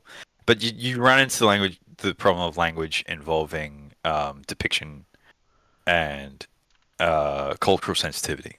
Because there's definitely, when describing, say, East Asians, there are forms of description that are very racially loaded and like racistly loaded Yeah, that you want to avoid, like to do with yeah, describing things like skin tone, eye shape, things like that. yeah, But at the same time, the way we've kind of gotten around that in a 21st century context is the default to describing things geographically, which you can't really do in like a secondary world fantasy thing. So it creates a bit of a problem where there isn't necessarily a simple answer to that question. Everyone's degree of sensitivity is different. Uh, when it comes to things like loanwords, unless you want to be really linguistically specific with your cultures, like this is very much a culture based on uh, 14th century Maori culture in New Zealand. I wouldn't stress the loanwords too much. Fucking Tolkien fucked up on loanwords. You really yeah. can't if you're trying to unpick English from French in particular. Uh, It's something I also doubt that most people reading a story are gonna get hung up on like a loan word, yeah. like But something like prestige. Like maybe a linguist will find it amusing, Yeah, but yeah, like and Tucker with I just kind of thought that while looking at the hairstyle and thought French parade. That's a good point where it's like because it's geographically described in English, that's where you do run into a problem of like, well, do you try and figure out yeah, uh another way? Is there another region with a similar hairstyle, and you give it that? Personally, I think that's where it's yeah. an answer. There's no easy answer to it. But that's I think that's a slightly different problem than just oh this word chauffeur has its origins in French. Should I be using it? Is a slightly different question to I the never thought problem of of it. champagne. I never thought of it, but Like that's like such a unique challenge for yeah, just prose bourbon, as a champagne, yeah. things like that, It's such a unique where they're named challenge for as geographical opposed to areas. like comics writing when you can just fucking show like where the artist is gonna show something, you know, and you don't have to Yeah. go through the trouble of describing it as opposed to prose where like yeah like you run into the issue of like oh fuck like I don't have an image to go by, how do I describe this in a way that's not like that is not I w- regional but it's also that it's not like offensive, you know. uh I don't want to use the word offensive in a way that because again uh I feel like offensive now has kind of like a slight people use the word in a derogatory way. What I meant to say is like disrespectful. I think is probably like a yeah. better. You don't want to sound Well, it's there's no right answer. It's more a question of like I don't know. It's a really hard one when you run into those things. so As to Chromatic Cobra, so if this is also triggered, but when Gen AH have the problems, you can ask them for suggestions about these situations, and their extensive text training will often yield some plausible choices. I would say never use AI for anything to do with writing because you will become a worse writer for it. You will always become a worse writer yeah than making your own decisions, than educating yourself. Just read more, and you don't need that yeah yeah you're just gonna give yourself a fucking. You're just gonna give yourself brain rot, for yeah lack of a better term, yeah if that you use AI def to for also is writing. on the money. Investigate better, investigate yourself. It's better to Yeah, investigate yourself, and it's not and it's not just and it's not because of you're doing the work. It's because when you're investigating, you're gonna run into other things, yeah, you know, and you're gonna kind of yes, you're gonna fall into a little bit of a rabbit hole maybe because you're gonna start learning about things. You're gonna get curious about other stuff that's gonna come up in your research, but yeah. that people forget that. Don't look at that as wasting time. It is not wasting your time, even if you're working on a story. It's time like I really come to You can disagree, chromatic, but there's some really alarming research coming out saying that no, actually, it does fuck up your brain. Uh, it does fuck up your brain. as Yeah. bad as the internet does, if not worse. But also, like, you kind of have to trust that the chatbot is using correct information, and they don't And they don't always as well. always. That's Yeah. another thing. Like if you don't already know that this is correct, you are trusting it, Yeah. and I think it's just better to figure out for yourself. I think Yeah. you will be a better This is something that writer for it, there's something that I'm better passionate all-around about. person for it. Yeah. There's something I'm passionate about I want to talk about Well, if you because have to verify it anyway, chromatic, just do the research yourself. Cut out the middleman. yeah, well, I mean again, it's if you have to do all the verifying, why don't you just do the research yourself? Here's the thing. Uh, one of the most important things for me about not using, like one of the main reasons I wouldn't use a chatbot for anything, even for writing stuff, is because like I think we have forgotten that being a writer, being an artist is Needs it, overvalued as quality, chromatic. it's a process.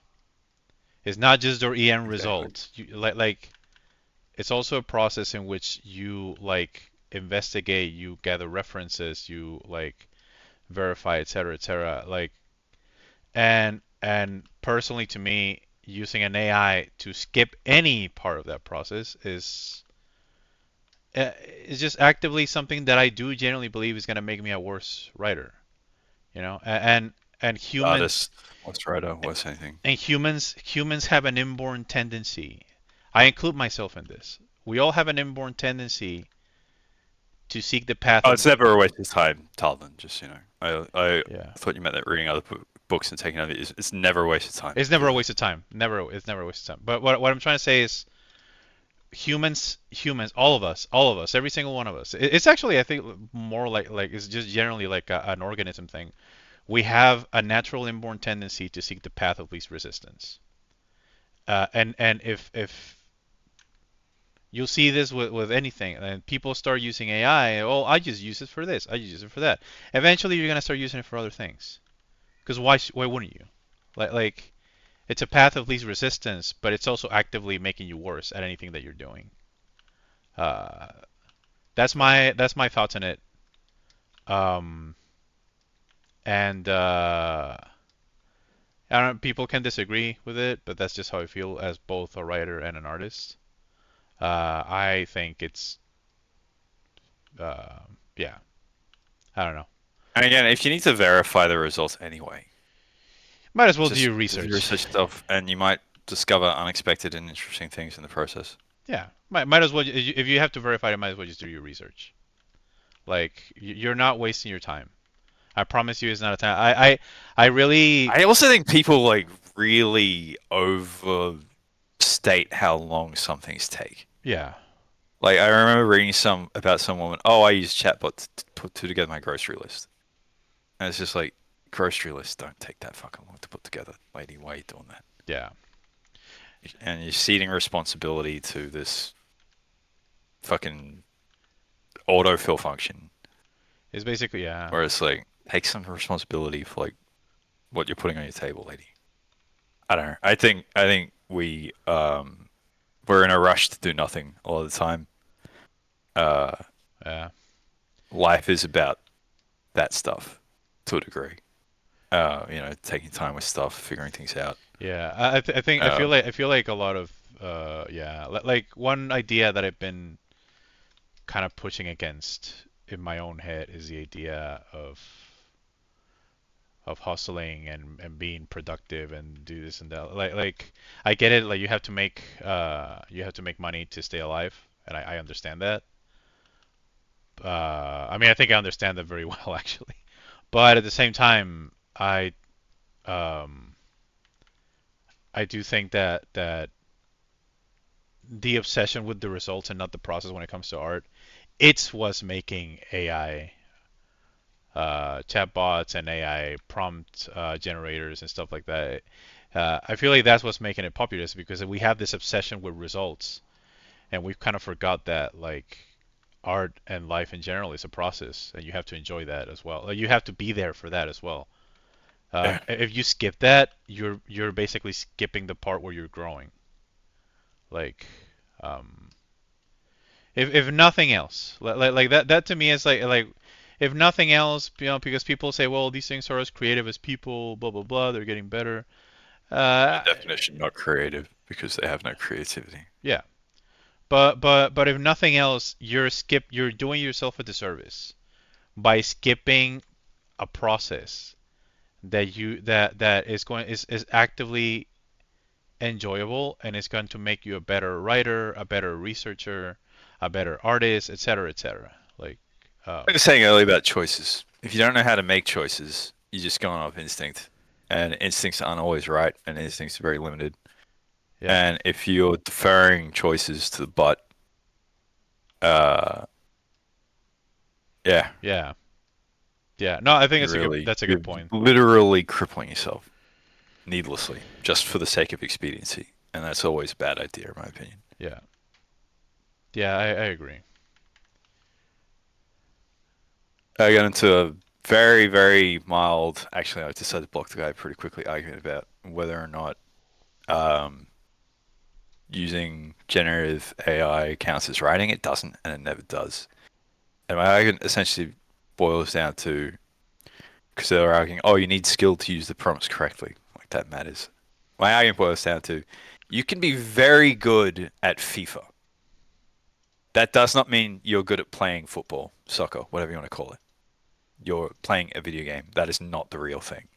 And any kind of prompt generation is essentially the same thing. Just because you're, in quotes, good at prompts, you're not a good writer. You're not a writer at all, any more than playing Madden makes you an American football player. Yeah, It's just facts. yeah. I would say I would completely agree with that.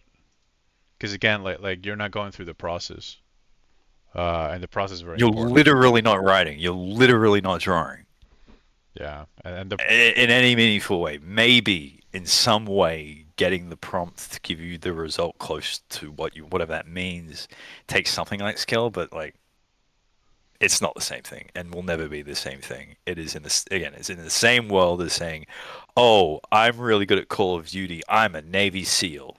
No, you fucking not. yeah, yeah. That's I just would say that's just. I would say I completely agree with that. I did show you the first page of this, right? Like yeah, it did. It yeah. looks fucking dope. Thanks. Do you think the knight gets lost a little bit, or is he? No, No. well, he's not supposed to stand out too much anyway, Yeah. so I think it Yeah, works. that's true. Okay. I should say, okay, AI. I think we've made our stance pretty explicit on that. I hope that was fun for everybody at home, and if you don't like it, that's just opinions. And we Thanks. won't even waste Thanks. time Thanks with a like lot, the Def. theft and environment and all that kind of stuff. Hell yeah, Yeah. no theft. Livia and I made this book called Star Tide Short. It is a space opera. We now have it. We did a Kickstarter for it last year for the first volume. It went well. We did another Kickstarter for volume 2 this year. It also went well. And we've been reasonably critically acclaimed. This is Arthur's very nice cover for Hmm. volume 2. Hmm. But the problem we ran into was outside the Kickstarter, we did not have a distribution method. Well, now we do. Livio over the weekend put together a digital store on itch.io, itch.io, itch.io, I whatever you used call it. to call it Itch.io I used to just call it Ictio, and I thought about fish always, but it's itch.io. Yeah, Uh, so we now have it up for digital purchase, six US dollars I think per book. We also have do you have the we link? did I do have the link to Livio's store. I could post it. Do you want to post it? Yeah, yeah. Just send me the link and I'll Yeah, post it. yeah. Oh, there it It's just is. Is it the first yeah. one? Yes, first one. Okay, there you go. For anyone who's interested, Thank you, Jamie. Anyone. The Star Choice is Kino. I say that as the co-creator. it is. It absolutely Uh, is, and it is pinned now. and we also had two. We did these as Kickstarter promos, free side stories, which are available to read free online. You can download them for free on that store, but they're also available Mm. on Livio's page, which is also in that chat if you want to post that. So if you want to give them a read, it can give you a little bit of a Yeah. taste of the story. Space opera stories, a lot of what Livio and I both really like. We are working on volume 3. And we're pretty excited about it. Early days yet, so I won't go into it. But essentially, they follow this professional vagrant, Elise Faulkner, as she tries to do her thing in a very hostile galaxy. It's very much drawing on. In case you couldn't guess from my ranting, I do like our history. Livio is also a big history buff. And we're very inspired by the early modern era for this, kind of like the beginnings of European colonization. And well, really aesthetically, it's based on the early modern period, but we draw up to like the later European colonial period in terms of themes and story. We're both very much anti-colonial. You could call it an anti-colonial story if you want. I don't like to pin too much politics on it, not because it's not political, but because our primary aim is entertainment. I do think with adventure stories, adventure comes first, and themes sort of they will be there Secondary. because Yeah. stories will always have themes. Creators intentionally or unintentionally will always express something of how they view the world. But for adventure stories, I am a big believer that the adventure comes first. What you first want to do is just give them a fucking rip snort adventure. A lot of gunplay, a lot of violence, a lot of daring do's, that kind of stuff. And if there is Yeah, a and a tad bit of sexy as well, if I may. in volume If volume I two, there's might, a if sex I scene. might, I'd add. Yeah. If you're frightened of sex, that is okay. I'm not here to judge you. But volume 2 does involve a sex scene. I am. How Uh, dare you? yeah, I mean it's a frightening thing. Uh, G'day, cat. I do in fact say g'day. That is not just a cliche. We do say that down here. So we're very influenced by like you know imperialism and colonialism, not just in a European context, but in general. And we're very anti it because it sucks. But we try not to front load the stories with themes too much. They're there. If you're paying attention, they're really obvious. But primarily, we just want to give you all a A, fun adventure with some a good time. exciting action gunplay with a fun hero. Elise is very much in that mold of run and gun adventure. I like her. I think she's a pretty good character. Speaking as one of the Speaking creators. of, Um, as a creator. yeah, speaking as a creator, I think we did a good job. If you don't agree, I don't fucking care. Keep it to yourself. I'm kidding. If you like space opera, it's not particularly hard science, but it's not space fantasy. There's no magic. There's no wizards and whatnot. But the aliens get pretty fantastical. We're not trying to like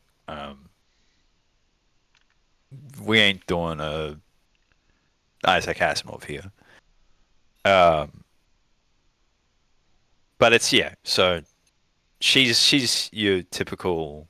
I hate to use the word typical because it sounds like we're talking down.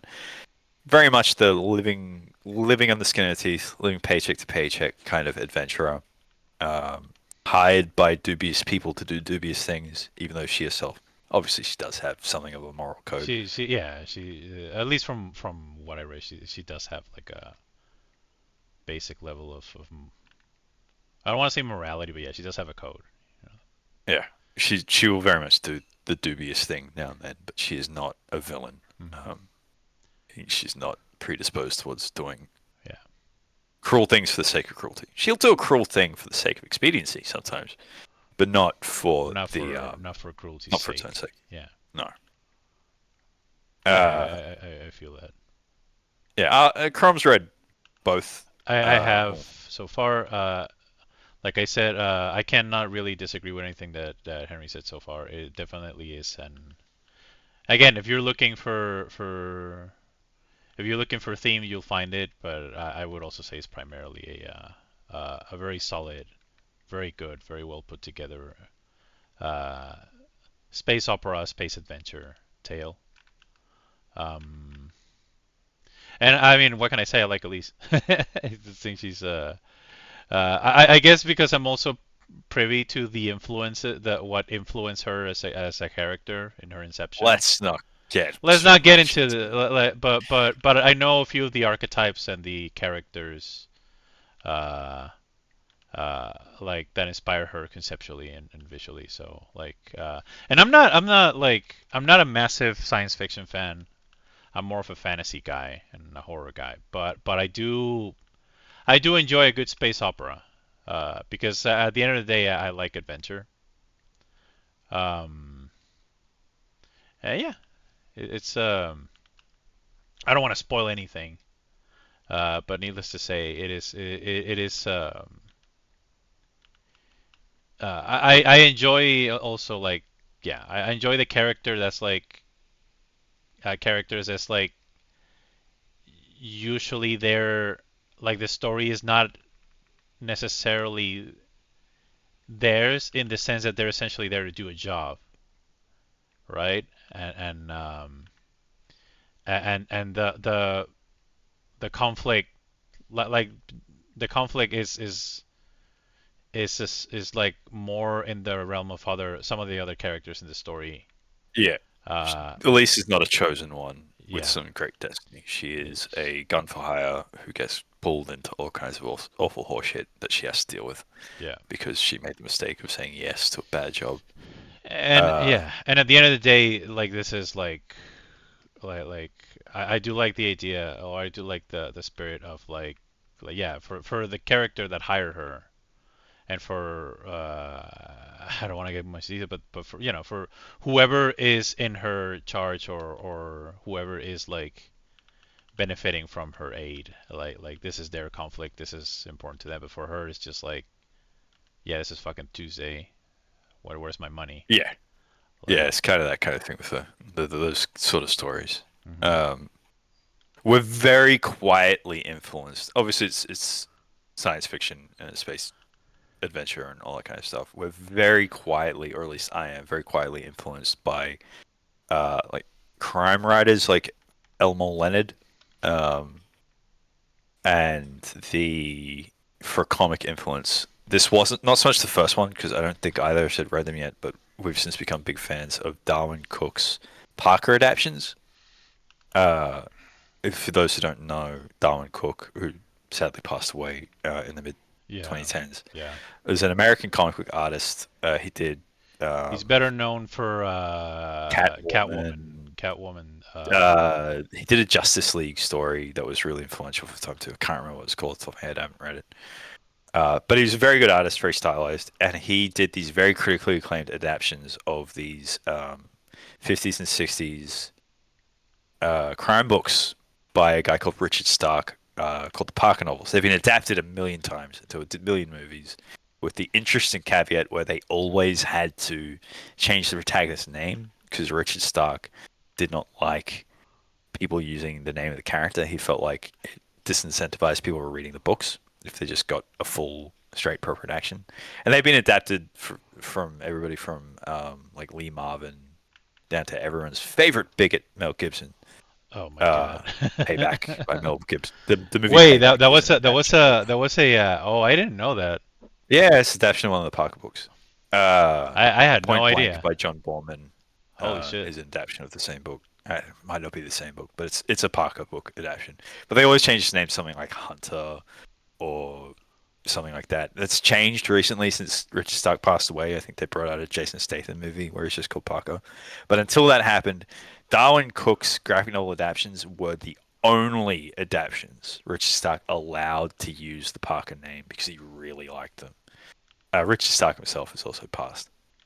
Um, and they have become a big influence on me. And I'm pretty sure a big influence on Livia because Livia's read them Yeah. too now. And they're very good crime heist books, and there is that element to our stories, and they're about like the outlaws of society. Um, and Elise is very much an outlaw hmm among outlaws. Not an well, she's an outlaw who primarily functions around other outlaws. Yeah. So crime fiction, which I really like, I enjoy my crime fiction. George V. Higgins, guys like that. Yeah. They're very much as much an influence as anything like Flash Gordon or Star Trek or whatever. We're also very influenced by that kind of mid-century crime fiction. Um, Yeah. hey, have you all read I Hate Fairyland by Cat Fox? I haven't. I have read. I have an acquaintance down here called Dean Rankin, who is an Australian comic artist who did a volume of I Hate Fairyland for Scotty Young. I read that because he's a cool dude and I want to support him, but I haven't actually read I hate I Hate Fairyland. Fairyland itself. It looks good. I like Young's art, um, but for whatever reason, I just no. So no, I haven't read it, but I hmm have seen you post about it on Chrom's Discord, and it does look cool. Uh, I see. What is it? What's it about? Or what's what's like the synopsis or yeah, I basically could Alice in strongly Wonderland. recommend the Parker books by Darwin Cook just to finish it off. Yeah. Basically Alice in Wonderland going postal. Oh, okay. I see. I see. Scotty Young is the artist writer. I'm pretty sure. For what? You know Scotty Young. You know who Scotty Oh Young yeah, is, yeah, right? yeah. You know, yeah. I've seen his Yeah, work. It's pretty good. yeah, Yeah. yeah. So we're very Might check it out. yeah. So our influences run into like the crime fiction area too. Not that we do elaborate heists or anything, because I find elaborate heists can be a bit wanky sometimes. But it's more the way in which they look into the lives of people who exist kind of on the fringe and in the underbelly of worlds and of our world, and that kind of informs how we approach the primary focus of Startide Shore, which is kind of about the confluence of the people on the fringe with people in power and how they have a very complicated and grimy relationship that Hmm. people don't want to acknowledge all the time. Sausage shows, is there any Lovecraft involved or influenced in the series of cosmic horror? Not directly, um, but sort of. It's hard to quantify. It's definitely not a horror story, but space is fucking weird, and the aliens can get pretty alien for some of them, even if they don't look it on the surface. One of the primary alien species are a species of energy beings who periodically manifest physically as non-energy beings, and they rule this very decadent empire. And they're fucking pieces of shit. They're not all pieces of shit. There's some good ones, but their psychology makes them pieces of shit. They're functionally immortal when they're not biological, so they can get pretty weird and pretty alien. Hmm. Uh, and space is weird. I think people underestimate how much the weirdness of space informs Lovecraft sometimes. Uh, like a lot of his cosmic horror comes from his own struggle grasping Yeah, concepts to just do with the cosmos itself, realizing because like he came along when like we were first really starting to understand just how big the universe is. I think that's where a lot of the horror comes. That realization of like the infinity of the universe, yeah, or the just how the big. seeming infinity of it. Yeah, and it is impossible to grasp. Like the human brain literally can't grasp numbers beyond a certain, and they're not even particularly high numbers. Like I think it's we can't accurately picture a crowd larger than like 100,000 people or something like that. Yeah. So then try and grasp a galaxy that's 100 million stars. You can't really. I think that informs some of why Lovecraft spoke about space Mm. in such horrific and existential terms because and that's where the cosmic and the cosmic horror comes from. No, Metro, unfortunately, not really. We're not really doing a horror book. I think Livio wants to because he's a There's big fan also of that kind of stuff, and there's I'm also I not mean against it I see either. it in a lot of designs like Count. I wanted to mention Count Leofwine. Yeah, His design is very like Lovecraftian in my opinion. Like the jar with the tentacles and the eyes. that's Like his brain. his So, you know. yeah, but it's still Uh, like yeah, yeah, it's ropey and it disgusting. has that weirdness. Oh yeah, yeah, yeah. We definitely get weird with some of the aliens. Hey Dave, muchas gracias. Um, Frankino, is that Frankino oh shit, of the Frankino who is my good friend there's Frankie gotta Kino, be. or is There's it a only different one Frank? Frankino. It better be. There's only one Frankino in this. But The handsome Argentinian. I want to say the Startide Shores has seen no better support than support of Latin Americans, both Mexican Americans and the people of Mexico, Argentina, Venezuela, places like that. You guys fucking rock. Mexican Americans we like our fucking love you fantasy. dudes. Yeah, Yeah. we like our fantasy. We like Yeah. our space opera. Yeah. Um, Absolutely. Um, and and everything going on there fucking sucks shit. And if I am with anyone, I am with the Latinos. that's also true. 'Cause Thank Latinos fucking rock, thank you very even if they much. like a inferior code of football. Sorry to say. uh, what was I gonna say? Actually wanted to ask something about how much input did you have on? Because again, like there's a lot of designs in this. Like I just latched onto the Lovecraft thing, and when I actually think about some of the designs in the story, a lot of them have really outright very weird, very Lovecraftian kind of like design. And I was wondering if how much input did you have in the character design versus how much input had Livio Or For some characters, a bit. For others, not much. Like Livio's a fantastic artist and a fantastic character he designer. truly is. He truly is. Yeah. We do go back and forth on designs. Sometimes he'll do a design and it's me like, oh yeah, that's it. That's perfect, Hmm. done in one. Can't Leave a Fine was one of those where it's like that don't need nothing. Other times we might have to go over like color palette, where it's Hmm. like, okay, the shape's good, the design's good, but the colors you got to think of blah blah blah, all the nitpicky detail that Yeah. that are actually really important for art and for comics and writing in general. If you don't like detail, you're not really going to enjoy making a comic. Um, That is true. some I've designed. I have designed some of the characters. The Rooks, the castle-headed aliens that you Oh, guys will okay. see, Okay. was originally I designed those aliens a Nice. while ago, and Livio liked them, and he's since refined them. Again, I can draw okay. I'm not great. I can whip out a design, but Livio will then work off that, refine it, make something really great. He does do the majority of the designs though, Hmm. for everything. Like Hmm. he's great at it. I will give my feedback. It's not just Yeah. we go with the first thing. Like there is a iterative process we go through. Hmm. I feel it's very important with fantasy and science fiction to have a certain Yeah.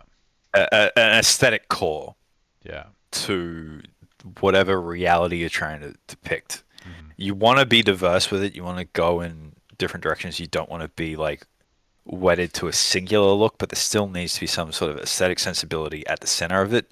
And that often means when designs are being brought forward or brought up by me or Livy or even someone else if they wanted to contribute, we would have to go like, does this fit? Does this Does work? this fit with And if the it aesthetic? doesn't fit, does it fit in the right? Does it not fit in the right way or the wrong way? Because there are times where a design doesn't fit, but it still works. There's a correct way for it to be wrong for the thing, if that Uh, makes sense. It's that a bit no, of a that makes perfect sense to me. yeah. Um, I get what you mean. Um, Uh, Conversely, though, how much input? Because because Livia is also a writer, so and you went over this before, but maybe not in a lot of detail. But like, how much?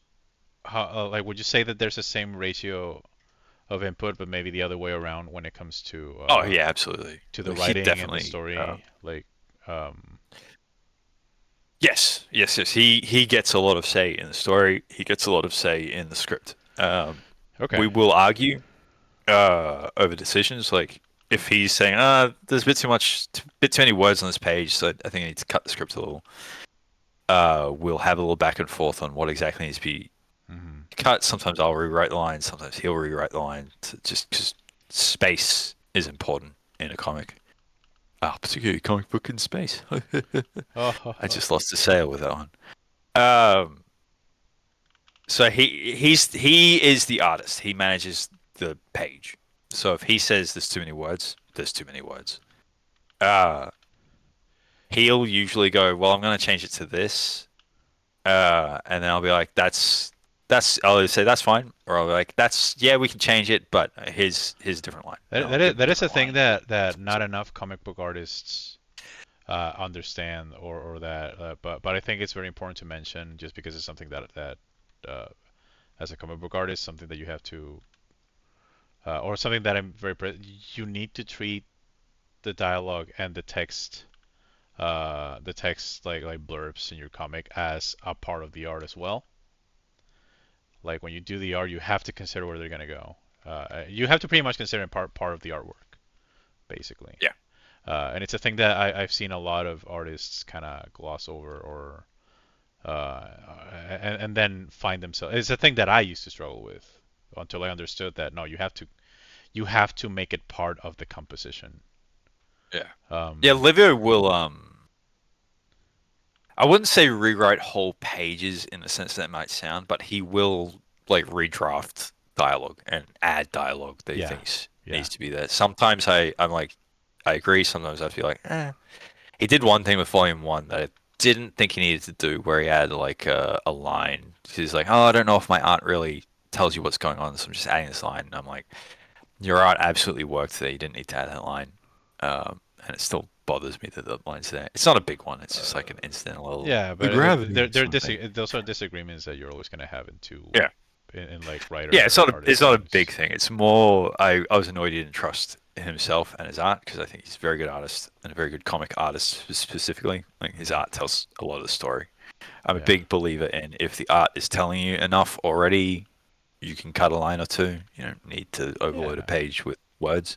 That's Um, on that I agree as well. and with and then there'll be times he adds lines because you're like, oh well, I was drawing this and I just had this idea for a line for this character to say here, and often it's a good line because Livia is a good writer. Um, and that particularly with Volume Two, I think he did that more with Volume Two, and I was very happy with Hmm. that, where he like kind of like rewrote a couple of pages, Yeah, um, and added some line to give context to some things that I hadn't super that's considered or thought about. that's good. And it was really good. Yeah, He's a very good writer. He's a very good collaborator. Good guy to work with because again, he's both a fantastic artist but also a fantastic writer. Not everyone is yeah. both. That really does help. Uh, Nocturne Noble, thank you for the follow. Welcome to the stream. Me voy del tema, pero ¿cuánto tiempo te toma colorear?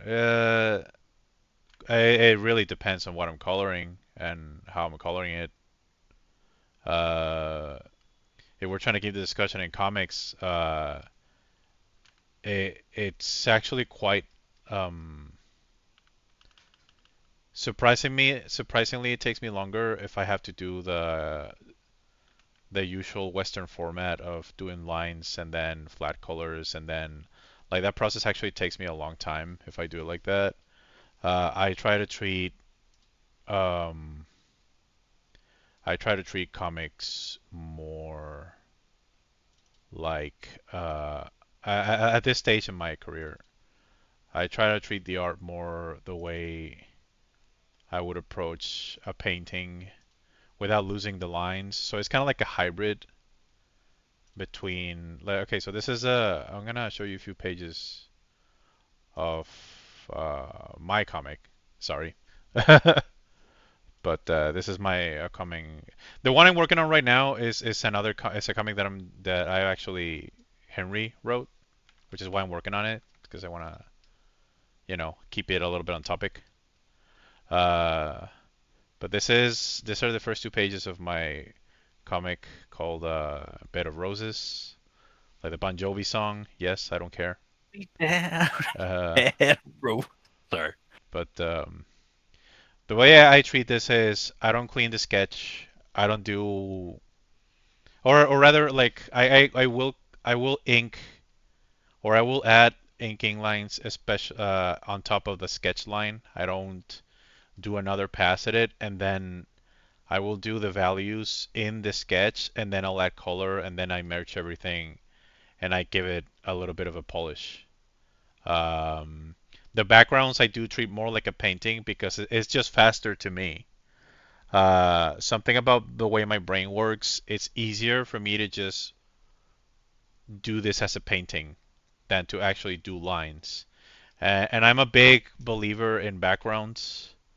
That's just who I am, and I feel like it's been better for me to just accept that. I don't think backgrounds are necessary in every panel. That's just who I am. Um, but if, like when I realized that I'm just gonna always tackle backgrounds no matter what, I decided to develop a process that's more like honestly, it's kind of like a Bob Ross type deal. Like I just do block ins and then try to suggest shape and form with just brush work. Uh, I had a lot of fun doing this big panel. Is um, writing a comic easier to do compared to writing a book? Because I imagine visuals and comic help with the writing. It is so much easier writing a comic compared to writing a book. yeah, Prose is a fucking cunt. It's a lot of lonely time sitting at a keyboard tippy tapping away. It's fun. I enjoy it. I do write prose as well. But comics is a lot easier. I think it's not just the art; it's the collaboration. the collaboration Uh, aspect it's easier. yeah, Yeah, So Yeah. you got someone to talk to. It Yeah. makes a big difference. Yeah. And Even if you're doing a solo, even if you're doing a solo comic, I think it's easier because um, I don't even write scripts for my comics. I just do the thumbnails, and that expedites things a little bit. I know that some comic book artists do need to write their scripts. I don't. Um, but I would say yeah, I would agree with that. Comics are easier. Hey there, Crumb. as from a What? pure writing perspective, though, it's like Yeah. I just want to again shout out, like, if you're a comic book writer, you are not doing the majority of the work. The artist is. So that's very much a privileged position to say that writing a comic is easier. It objectively is, and a lot of it is to do with the fact that you're putting the weight of the creative burden on the artist. And any comic book writer says otherwise is full of shit. I'm sorry, they are. They're just full of shit. Like, the artist is the dude doing the heavy lifting. I don't care who you are, if you're going to say it that way. I'm not saying comic writers are lazy and aren't contributing and aren't important. It's just a fact They of are, it's but just a fact of labor. yeah, they are. But yeah, in sheer labor, the artist does. Ultimately, the artist has to bring to life what the writer is describing, and it's still collaborative. Like the writer does contribute to that as well, because it's a back and forth where do you like this design, and the writer says that's not really what I had in my head, blah blah blah. And I do think that you have to give the artist some freedom as well, some input. Oh yeah, Like I absolutely. feel like the best partnerships are where both of you understand that this is your story and that you both have input on story and art. You know, you cannot separate those neatly between yourself and the writer Yeah, or the I'll designer. say any writer who wants a say in the art but does not let the artist have a say in the writing should just write a fucking book instead. Yeah, Just go write a novel. You're yeah, not. This isn't for you. yeah, You're not collaborating. You're not creating a conversation. You're not creating a relationship. You're dictating. Um, yeah. I you're agree. dictating the story and everything. I Like, agree. yeah, you can be particular, but you have to be willing to.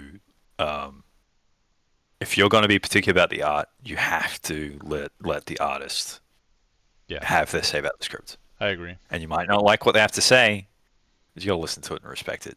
Um, Yeah, yeah, there's a lot of creative energy in a certain tension. They're a healthy tension where you both make each other better. But it has to come from a place of respect for both people. You have to respect each other. You have to be on board, and you both have to be invested in this being a thing. Like, yeah, there's nothing. There's a lot that's healthy about disagreement, uh, but it is a thing of you need to have. It needs to be a disagreement built off mutual respect. And if you don't have mutual respect, I don't know. I yeah. don't know. It's not gonna How work. much It's you just got not to. gonna work. Yeah, I yeah. think. Just go write a book. The artist. Not every artist is a good writer. Uh, not every artist can write worth a damn, but they sure as shit have more of the tools needed to make an actual comic book than you do. A script ain't a book. It is not a comic. And if you don't have it drawn out, you can have the best script in the world. Don't mean shit. People don't Yeah, read scripts. yeah. That is true. Yeah. Rework Uh, again. yeah, hey there, Crom. I really I think you can appreciate. get better at writing too. Writing. This is the thing that because I get really annoyed with other writers. Some writers act like writing is a gift given to them that is inherent to who they are. Some of it's true. Any talent is a little bit like that, but you can absolutely get better at it. It's just about being willing to work on it specifically. And I think artists struggle a little because they already have a very labor intensive form they're trying to learn. Art is difficult. Yeah, Uh, it really is. but I also think it's crazy how writers get more credit and payment from the comics being made into. It's not always, Sharky. That's very much it depends on the contract. And a really good example of that is Batman. The original writer for Batman, Bill Finger, who I argue actually created Batman, didn't get shit. He got fucked so bad by the artist Bob Kane that it Yeah, is a crime and a tragedy. So it's very much. it is very There are disjointed. times when one person gets screwed, but it's not universally the writer screwing the artist. It's not a one way street. Hmm. Um, Bob Kane is the. If everyone who thinks Stan Lee's a grifter kind of is, Bob Kane makes him look like a fucking saint. That guy was so scummy to Bill Finger that it's just I would gladly piss on Bob Kane's grave. Uh, Yeah. so I don't necessarily agree with that. Yeah. And also it depends on the contract. Most people don't get paid shit for adaptions, writer or artist. Yeah. Uh, and comic book companies are kind of shit to everybody. So it's not a one. And by comic book companies, I mean like historically Marvel and DC. Yeah. They kind of screw over everybody a little bit. I should know. If writers get paid more, it's often because they have the privilege to be able to work on more things at once. I say privilege in quotes. No one is getting paid well in comics. Yeah. And even with adaptions, again, it depends on the contract. The fact is, though, and this might be where the reputation comes from, Shaki, so I'm not 100% disagreeing.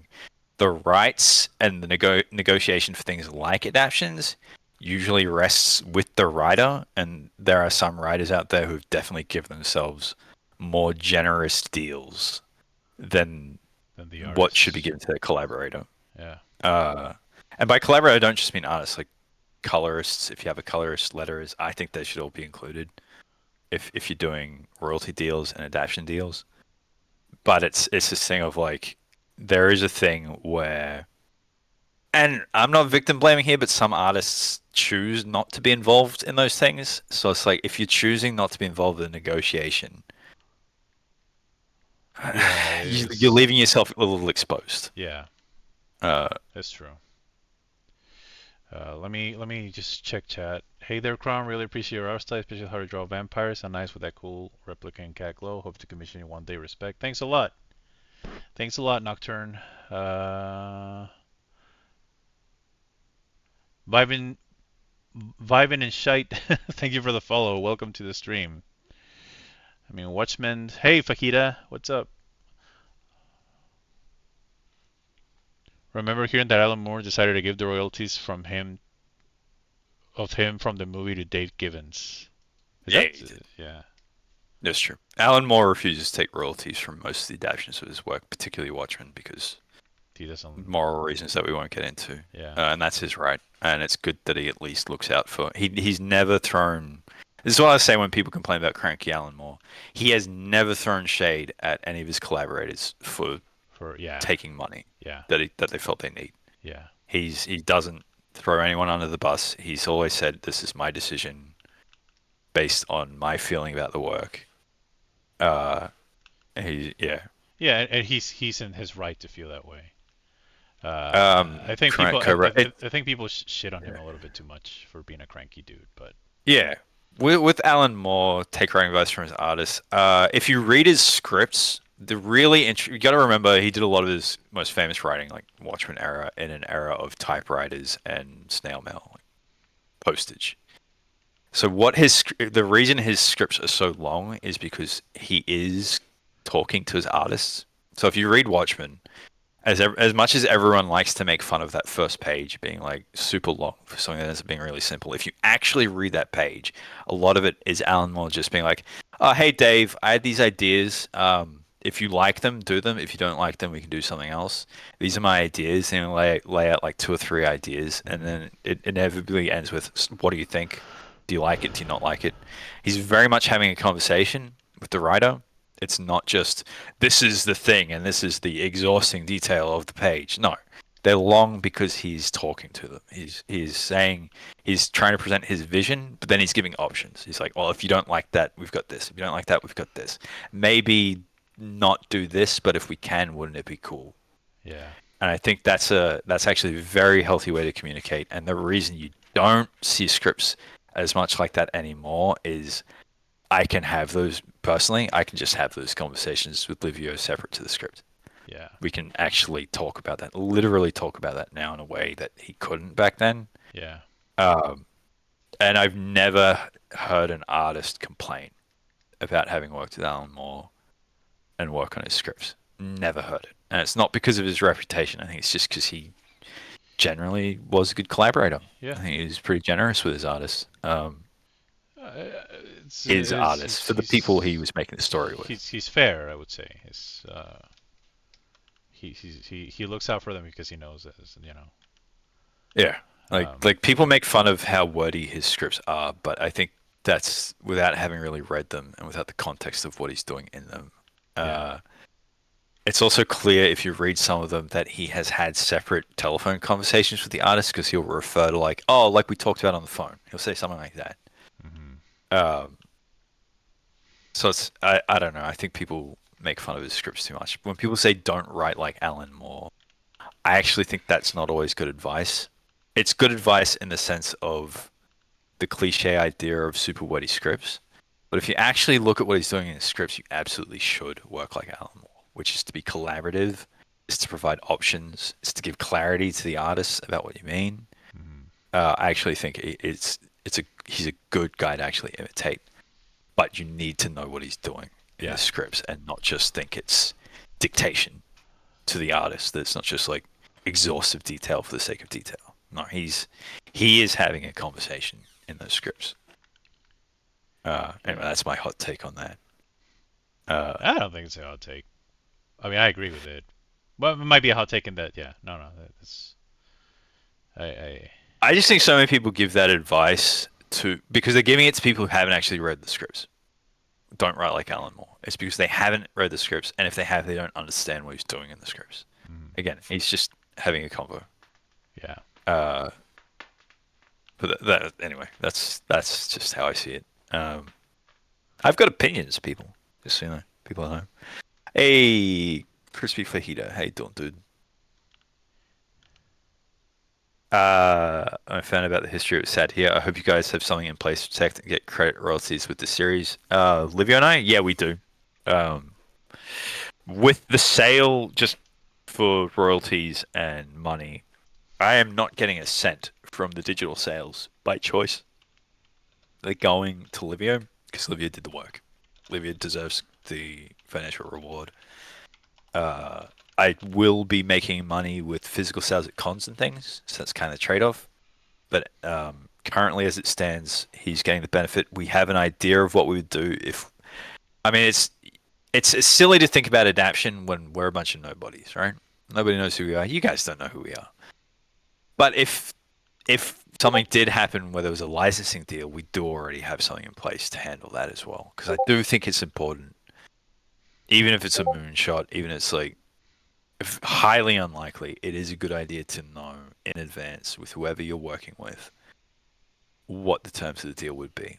And for us, it's he would still get a majority of whatever royalty. I'd get a little bit, because again, it just reflects the financial burden. Sorry, not the financial burden, the physical burden. Physical burden. Yeah. It would take me a week, maybe 2 weeks to write a script that would take Livio 3 months to draw. So it's only fair that he gets a bit more money. Sorry, dude, I gotta step away for a sec, but I'll be right back. That's alright. How's everyone doing so far? Are you guys enjoying the stream? Do you have any more questions for Henry when it comes to writing? Just, don't be afraid to ask. Right now,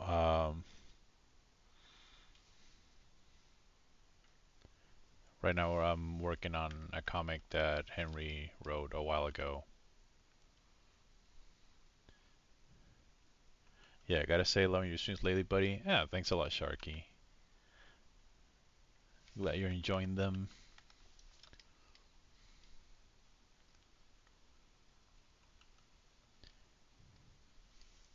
Yeah, collaborating. Like it's. I don't often collaborate with with other people in comics, but when I do, it's usually with Henry.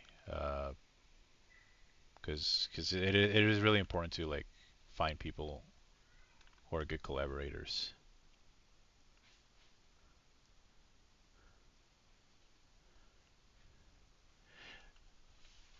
I like this. Will this be black and white? Because, yeah, this is going to be black and white. I am debating on whether to use red because this is a. I don't think I'm spoiling anything when I'm saying that this is a vampire tale. Um, I guess it's not in the way y'all think, but I am going to keep it black and white for the most part.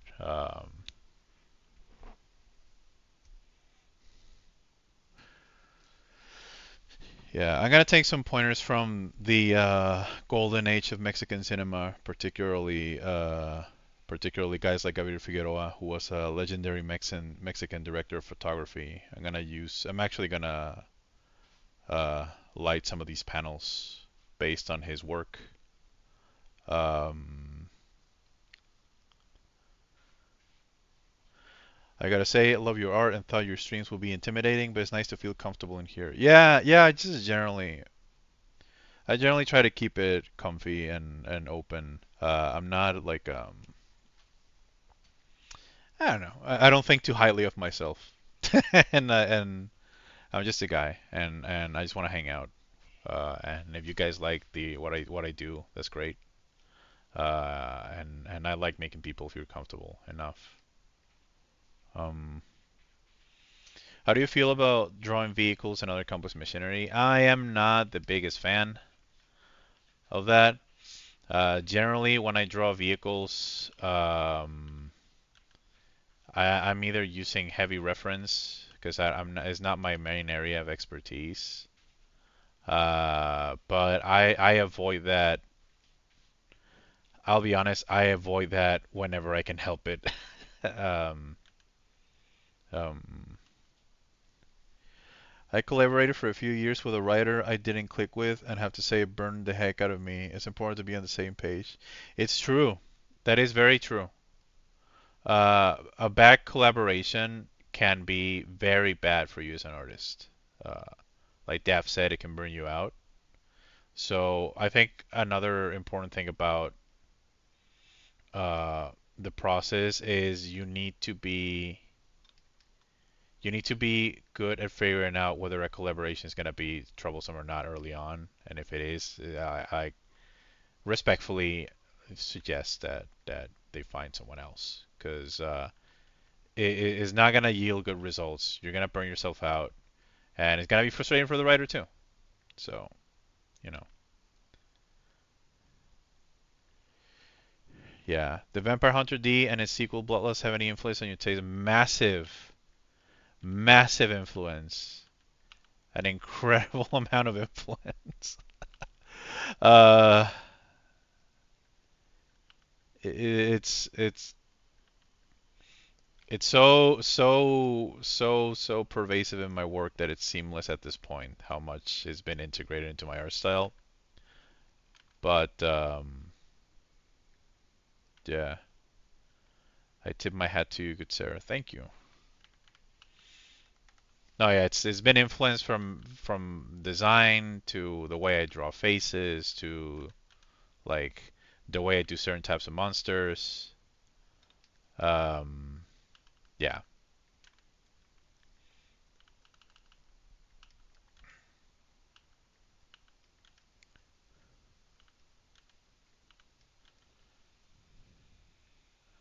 good forehead on her.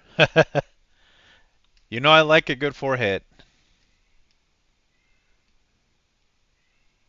Leave a big old kissy mark on that one. Mwah.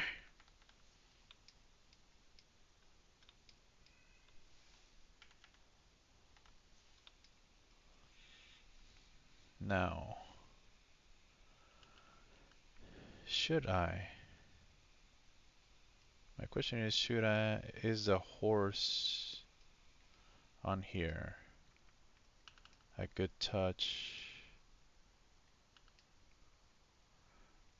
or should I leave the page breathe? Apologies. My wife came up to me. She shoves a plate of noodles under my nose and says, "Eat." So I go eat. I'm back to. Uh, how Welcome you doing, back. everybody? Daphne, Fashita, Oh yeah, Matt is being a bad influence Grant. on me. What? What is he doing now?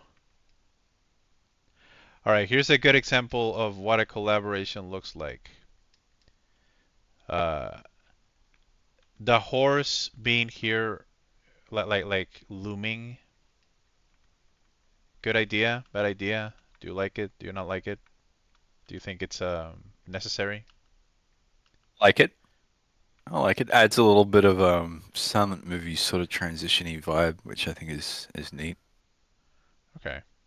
Yeah, I'm just saying because like the first page is literally this, like it's a very just him on I like his. non-literal stuff, so I'm cool with it. If it adds a vibe, it's good.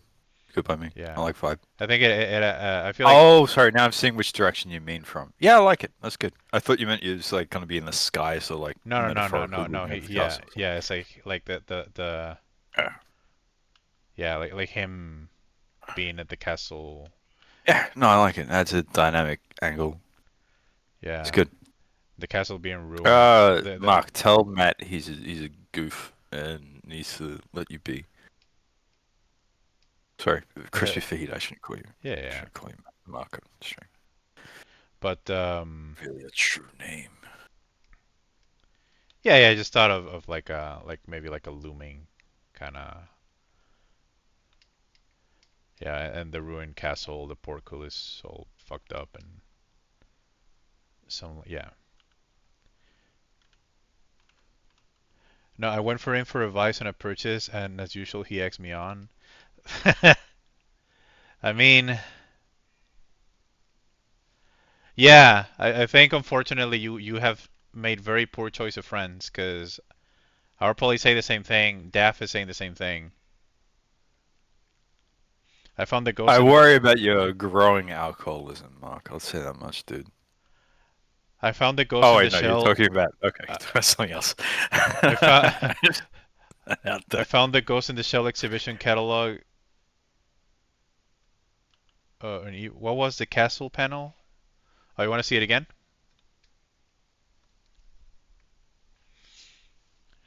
Here's the castle.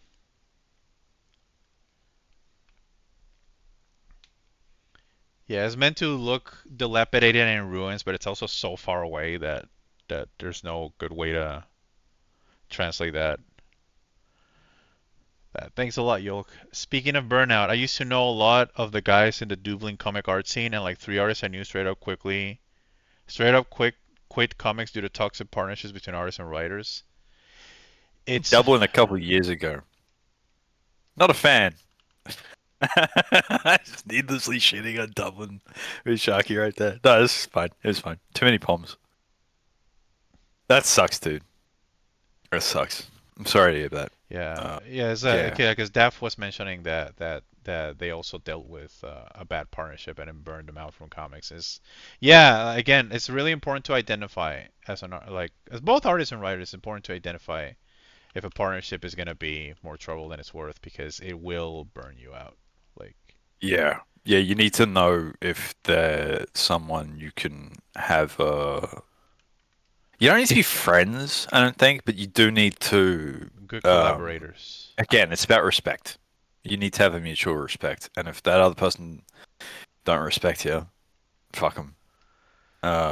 End it. End it as quickly as you can if you ever feel like there's not a shared respect there. If they're Yeah, not listening and they're not collaborative, even if they don't agree, that's fine. But they have to respect you, and they have to respect where you're coming from when you're talking about decisions to make or decisions you made or that they're yeah, making. If there's no respect, there's no relationship. yeah. It's like anything in life. If there's no respect in the relationship, it's not a relationship. I completely agree. Kai the Blue Boy, thank you for the follow. Welcome to the stream. Would you rather create one masterpiece graphic novel like The Dark Knight Returns or create a comic series with seemingly no end? Like, oh my god. Well, X-Men isn't really a series. I, It's I complicated. I don't think I would want I would like to have a solid career where every of my comics is very different in themes and setting, but you can tell I did it, you know. That's I Yeah. think what I would like. Because yeah, I like The Dark Knight Returns. I think it's a great story. I think it was absolutely horrible for comics in general. I think the ripple effect of it was awful for Batman and for comics in general. Great story, though. That's not Frank Miller's fault. Whatever you feel of him as a person, it's not his fault that people No, grabbed no, it. no, no. And It's not his fault. yeah. It's not his fault, and it's not the comics' fault. It's just the lessons that people learn from it were Well, bad. I'd like to give it context. Like it didn't happen in a vacuum. There are other Yeah, it works didn't happen in a already vacuum. moving in that direction. I know. Uh, it just pick up that momentum and turn it into something, you know. And yeah, I would not like to do something that's endless like One Piece and stuff because I would go insane.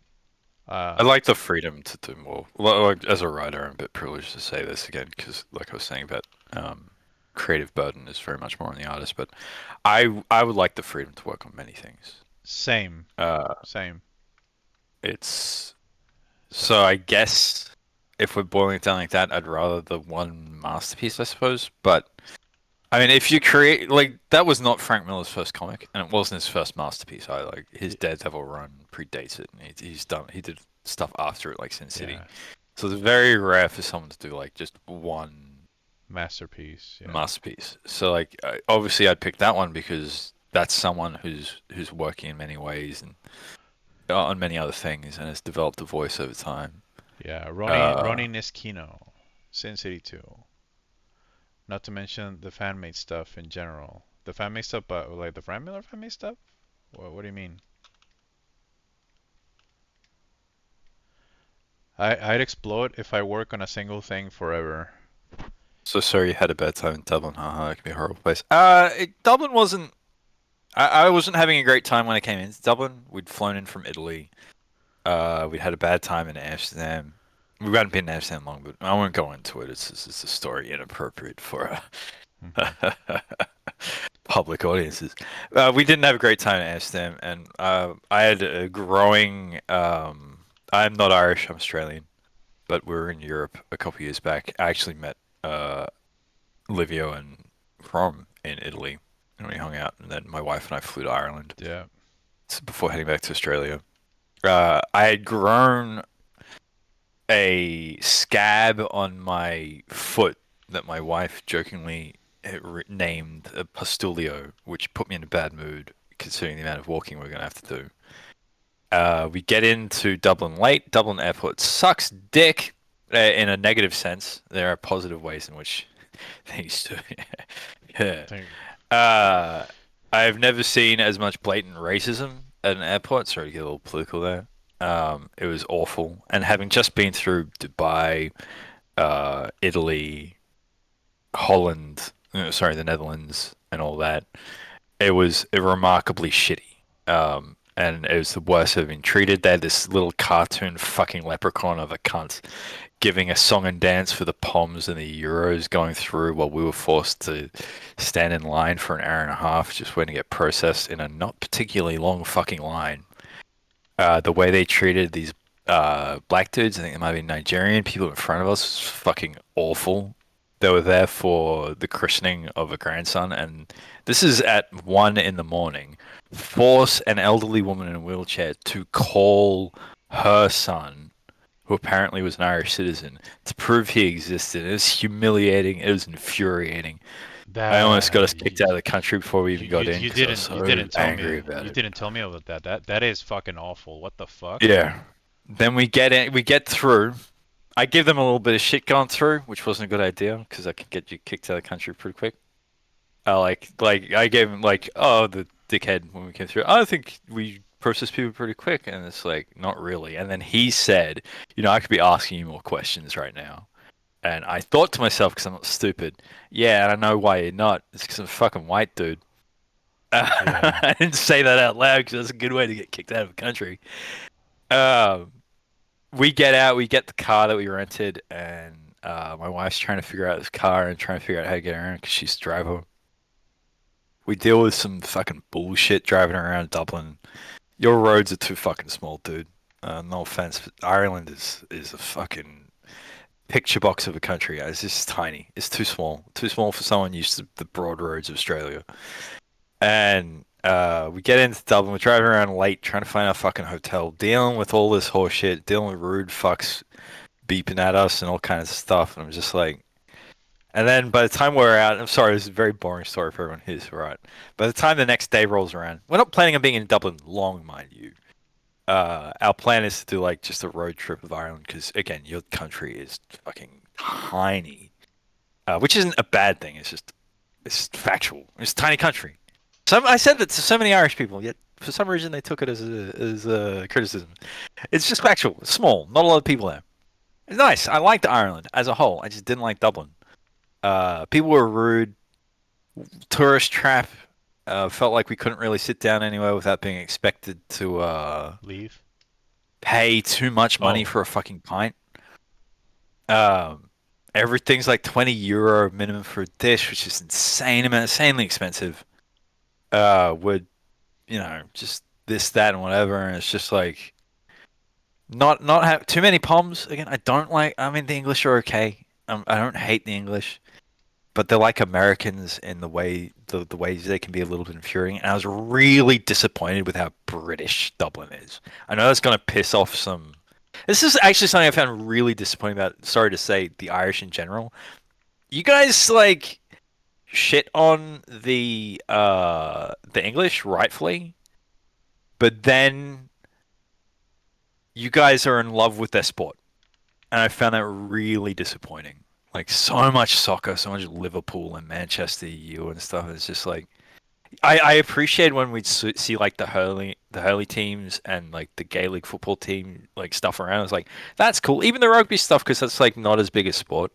But this obsession Europeans have with soccer, partially it's because I'm not a fan, but it's also because I'm pretty tribal, and it's just like I'm not English. Why should I give a shit about the Premier League? And you guys make a big deal about not being British and not being English, but you give all your money to these English owned, English run, English fucking sporting teams, and it kind of bothers me. I mean, I'm lucky to be from a country where we very much only we're kind of like the Americans in that we only care about our domestic leagues.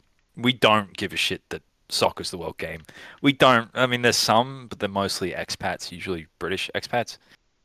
We don't really give a fuck if it's not us, if it's not ours. Who cares? Uh, hey, I only give a fuck about the Brisbane Broncos. I don't give a fuck about even AFL for me is like that's some Victorian bullshit. Right? That's some Southern bullshit. They're a rugby league town. I think you can say. But, I don't have an English rugby league team. They play it there too. I don't have one because I don't give a fuck. I'm not English. I'll be honest. Not my team. I'll be honest, and I'm only saying this because Catfuck's also making a really broad generalization of Latin America. Uh, I think that general like making a statement that you're not certain country, or being proud of your roots, but then giving money or appreciate or being heavily into things from other countries. I think that line gets increasingly muddied, and I feel like that's become like I'm a thing that definitely talking shit. it Don't it, worry. it, I'm hap- not it, making it a serious point. happens. Yeah, because it happens in every country. Yeah. And, Yeah, and I'm 100% talking shit here, Sharky. Don't take it too seriously. I like talking shit. I'm a shit talker. I'm Australian. I can't help it. but Uh, but uh but yeah, it's yeah. I also find it kind of funny, like because I like ice hockey. I don't have an ice hockey team because I'm not from Canada or United States. But I yeah, do like it. I think it's a cool sport. yeah. Same with baseball. I think baseball is pretty cool.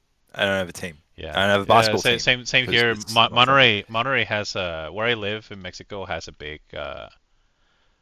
has a very decent baseball culture. Uh, and it's one of those things that's kind of I'm not gonna say unique to this part of Mexico, but it is a little bit more important than in other parts of Mexico. Um, which is kind of funny because it's and what's interesting about it is that like a lot of people don't really go to watch baseball. It's just that baseball is a lot cheaper than soccer. you know, it's a lot cheaper to get like a ticket for It's- the whole season, Yeah. and Yeah. it's more in the Mexican spirit of like let's just look for an excuse to all go outside, hang out, and get drunk. You know, it doesn't help. That's what baseball's all about, baby. It doesn't help that we have a really really Cricket's the same way. yeah. Cricket's all about like spending a whole day getting shit faced. It doesn't help either that like we have a really really good stadium that has like very accessible oh man, how do you call that in English? Hold on, I'm gonna look at it real quick. Sorry Uh, for diverting it away from nerd shit to talk about sport. this is also Everyone in fucking the nerd shit. chat. I'll be honest. No, it is. So It's they just because have it's kind of nerdy.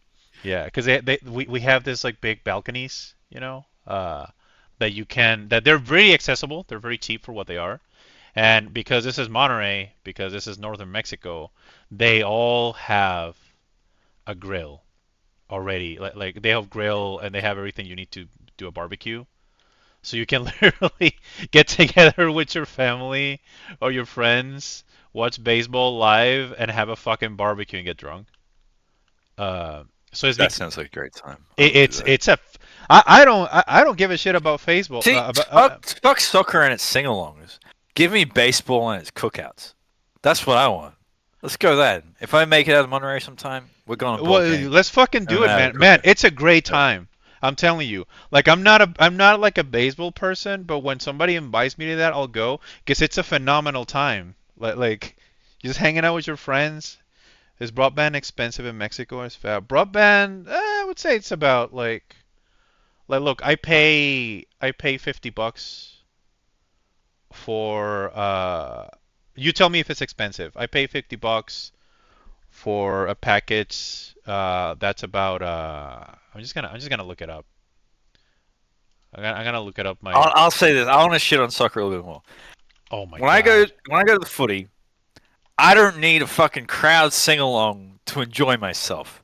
Fuck you and fuck Oh your my crowd god. song. Yeah, great. It gets us invested. It gets us. Oh, fuck! I'm here to watch athletes brutalize each other, not live out my fucking choir days. My repressed goddamn theater kid fucking need Oh my to express myself. Good god. for them. Good for them that the ultras are doing that. That they're having a little bit of a sing along. That's nice. I am trying to watch a game. I'm trying to pay attention and enjoy myself. I don't need to sing homophobic songs about how the ref likes little boys to enjoy myself at a fucking ball Jesus game watching footy. Christ. I don't need that. You soccer guys, you seem to, so you do you. You have fun. But like, I'm here to watch the sport, not deal with and sorry, soccer. There's no atmosphere at these things. They don't have the racist homophobic sing along. It's like, well, maybe because we're watching a game. I don't go to fucking concert and get annoyed a soccer game doesn't break out. You know? I'm not like going to a blind guardian gig going like, oh, you know what this really needs is Dear a sudden God. outburst of fucking football. No, I'm enjoying the fucking music, same as if I'm at a sporting event. I'm enjoying the fucking game. I don't need a sing along. All right. I don't need to fucking launch into a chorus of Hamilton where we change some of the words to be about how much the fucking I don't know soccer terms. The goalie beats his wife. Don't need it. Don't want it. You can keep it to yourself. Okay, now that we're done talking shit, uh, to answer your question, I pay about $50 a month, and I get internet that's in the ballpark of like 900 to a gigabyte speed. That's very Yeah, stable. that's all right. That's very stable. Uh, that is very stable, and you rarely have like outages, and if you have an outage, it doesn't last more than 10 minutes. Like something outside would have to happen. Like there would have to be like a Pay yeah. about 80 for unlimited. That's 80 Australian, so it's probably more like 40 American. Mhm. But Australian internet's fucking lousy. It's unlimited, but Uh, our internet's really slow. And yeah, no, or yeah, our internet is again like I get like speeds of like 900 to a gigabyte. Is pretty stable. I get you with included with that. I didn't want it, but you also get like discounts or no, you get certain streaming services included. I don't use them. I also got a phone line with that, like a landline. I know nobody fucking uses them anymore, but that's just what it comes with the plan. And I also have they also give you an extender, uh, like a signal extender if you need it for included in the plan. So that's all you get for. Uh, so I'll yeah. say this, Sharky. Sorry. Cork is really nice. I really like the city of Cork. I love Cork. Definitely a place I want to go back to. Dublin, I might like it a second time. Cork's fucking grand, as you say. I really liked it. Great city, Nice. great little town. If you guys ever go to Ireland, I can't recommend it enough. Try some Cork. Uh, Hell yeah. yeah.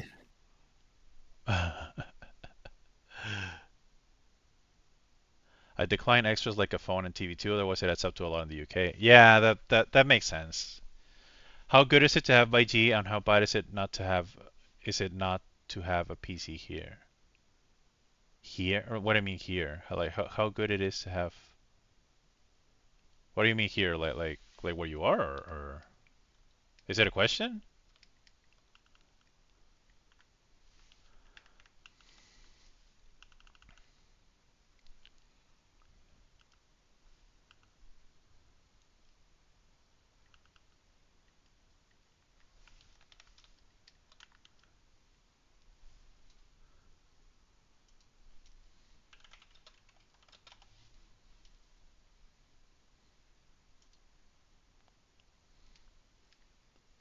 This is what they call dead air in radio, dude. Just so you know. Oh, I don't have enough to take full advantage of everything. I wish I had a computer. Oh, okay. Yeah. I get what you mean now. Do you keep a notebook and pen always for when you're inspired? Oh, that's a question for you. No, no, I do not. I should. I'm very stupid. I'm not a man of high intelligence. I'll just make that clear. I think I've demonstrated that already. I'm a big believer in show don't tell, and have very clearly shown I'm not a man of high intelligence. I should, and I think it is a good habit to get into. But I'm just really bad at taking notes. I just keep it all up in the cranium, and then forget half of it, and then just go, well, if I forgot it wasn't that great anyway, which is not true. I think you should. That is a Yeah, good habit to yeah, be it in. is a good habit to have that I also fucking Uh, suck at. yeah. Uh, yeah, not the sharpest tools in the shed here. Yeah. I do take notes sometimes. I should keep them on me because when I do find an old note, it will spark an idea. And like Dale Cooper, Diane, I had an idea for a Yeah. big titty goth girl comic. Uh, If I'm on the PC though, it's easier because uh, I do have a Cat Fox. I've never been to Scotland.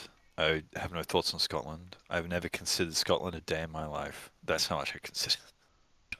Uh, they're fine. The Scottish. They're not Irish. They wish they were. Whenever they bleed on about the English, you guys joined in that union together. Scotland tried to fuck over Latin America along with everyone else. So whenever they cry colonialism, I think it's a bit of a cope when it's called the United Kingdom because of James I and the Act of Union, making Scotland, in my opinion, at the very least the Lowland Scots, willing and active collaborators in the British Empire. Whether or not the English were particularly nice to them for the duration of it isn't really relevant. And I think Scotland has to do more to reckon with its own colonial legacy instead of pretending they're Irish. That's my most probably hot take about Scotland. But overall, I like Scottish people. Overall, I like English people. Like, don't get my shit talk wrong. I'm like, I think most people are cool, no matter where they're from. Just being Australian, I guess, like being Scottish or Welsh or any other group, our default is always to shit on the Poms. Uh, yeah, so that's where a lot of that comes from. So don't misconstrue this as actually particularly venomous. A lot of it's just colonial shit talking. mhm. Uh, my ancestry's a combination of Irish and German, and not the happy Germans, the liquidated in the Holocaust Germans. I'm not myself Jewish, but my ancestors were.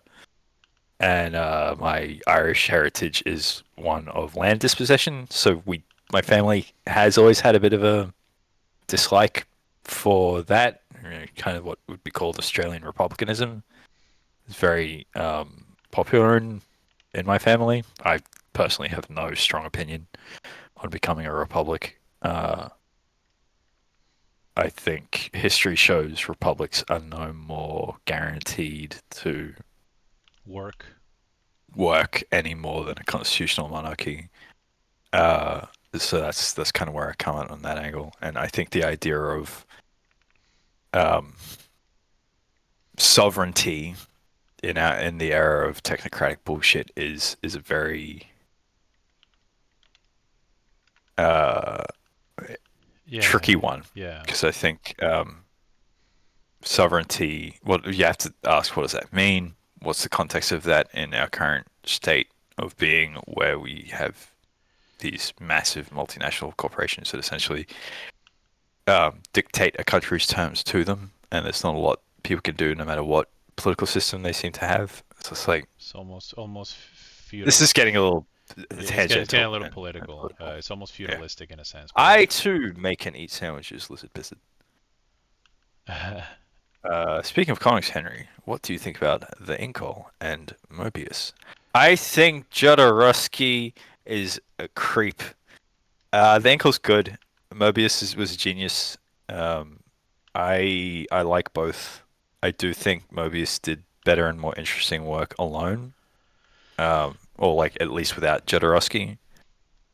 Airtight Garage and stuff like that. I'm a big Mobius fan. Mm. And I feel Jodorowsky's.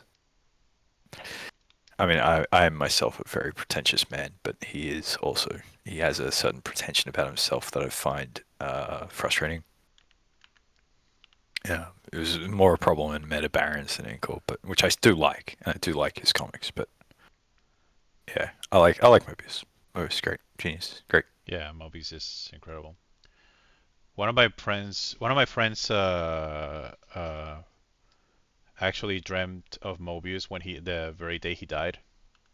Uh, he had a dream, that like before he woke up, and apparently Mobius seemed to have something very important to tell him, but he didn't know French, so he didn't understand what the fuck he was saying.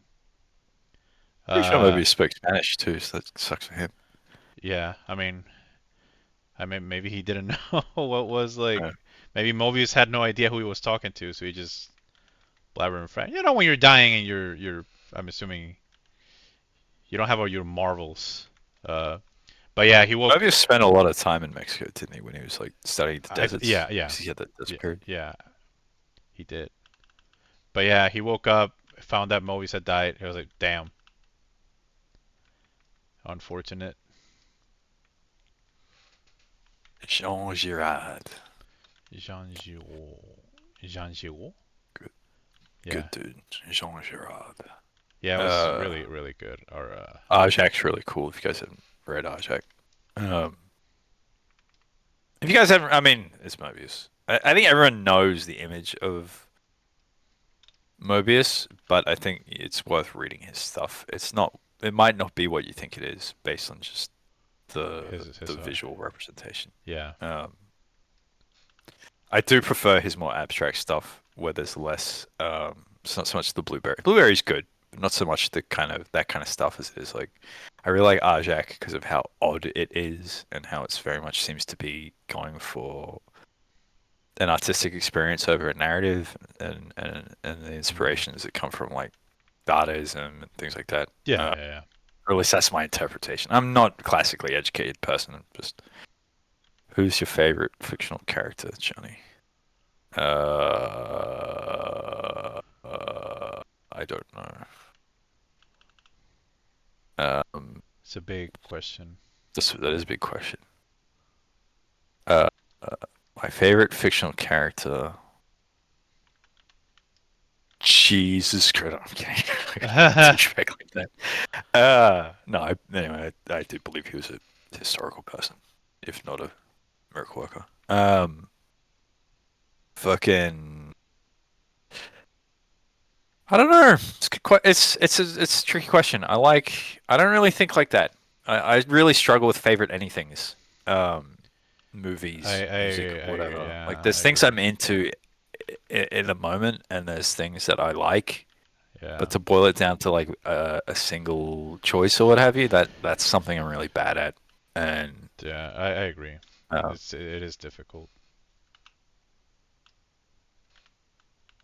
so I couldn't tell you who's cooler, Superman or Batman. I A more interesting thing for me than that question is I think there has been one actor to do a really, really good job playing Superman, and I think everyone who's played Batman has done a pretty good job, including Val Kilmer. And I think that tells you everything you need to know about the two characters. Hmm. Obviously, I mean Christopher Reeves when I say a Batman. A Superman. I'm talking like the TV Supermans too, like David, Yeah, David, George whatever. Reeves. No, the other dude too, Oh, Dean Cain. David Kane or whatever. Dean Dean Cain. Kane. Dean Kane.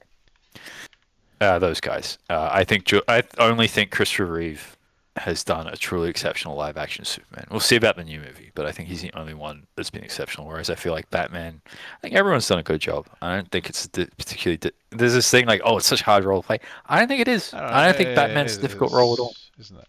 I don't think it's a difficult role to play. I think it's a role you can have some fun with, but Yeah. um, I think Henry Cavill. I actually like Henry Cavill. I don't like the Zack Snyder films. I think he could have played a better Superman with a better script. I agree. Uh, I agree. I don't think they let him be human enough. I Yeah. actually think that may have even frustrated him. I can't speak because I don't know his. I can't read fucking minds. But he's a guy who generally cares about what Yeah, uh, or he seems to source me like he's material. always been someone who's very considerate of what he's adapting. Yeah, So I wouldn't be surprised. So same goes with Ben Affleck. I think Ben Affleck was a little bit more overt with his frustration because he's also a big fucking nerd. yeah, So I wouldn't be surprised if they both. I mean, I know Ben Affleck does, but I wouldn't be surprised if Henry Cavill also had a no small amount of frustration um, with the way things were handled by Zack Snyder and Warner Bros. In general. Because I don't know if blaming Snyder, like putting all the blame completely on Snyder, is entirely fair. He had a big input on that, but I think Warner Bros. Is also like a shitty company. uh, he made like Batman v Superman the movie the way he wanted to, and it was bad. okay. I'm not So there really wasn't big on really defending it. any input there from Warner. They just let him do what he wanted. I'm sure they did a little bit, but from what I understand about the process, until that was a big fucking bomb, they're kind of letting him do whatever. And it's Ah, because the fact it was, okay. I mean, it wasn't a commercial failure, but it was definitely a critical failure. Hmm. That's what gave them cold feet about Justice League, and that's when they did all the horse shit with fucking Joss Whedon, who I don't like either. Uh, Yeah, yeah. I don't know. I just think I didn't like. I kind of liked Man of Steel the first time I watched it, but then I rewatched it and didn't like it as much. I don't like any of Zack. I didn't like Dawn of the Dead, his Dawn of the Dead remake. Even as a younger person, I'm not a kid, but as a teenager when I watched it, I felt it really missed the mark. It took what had been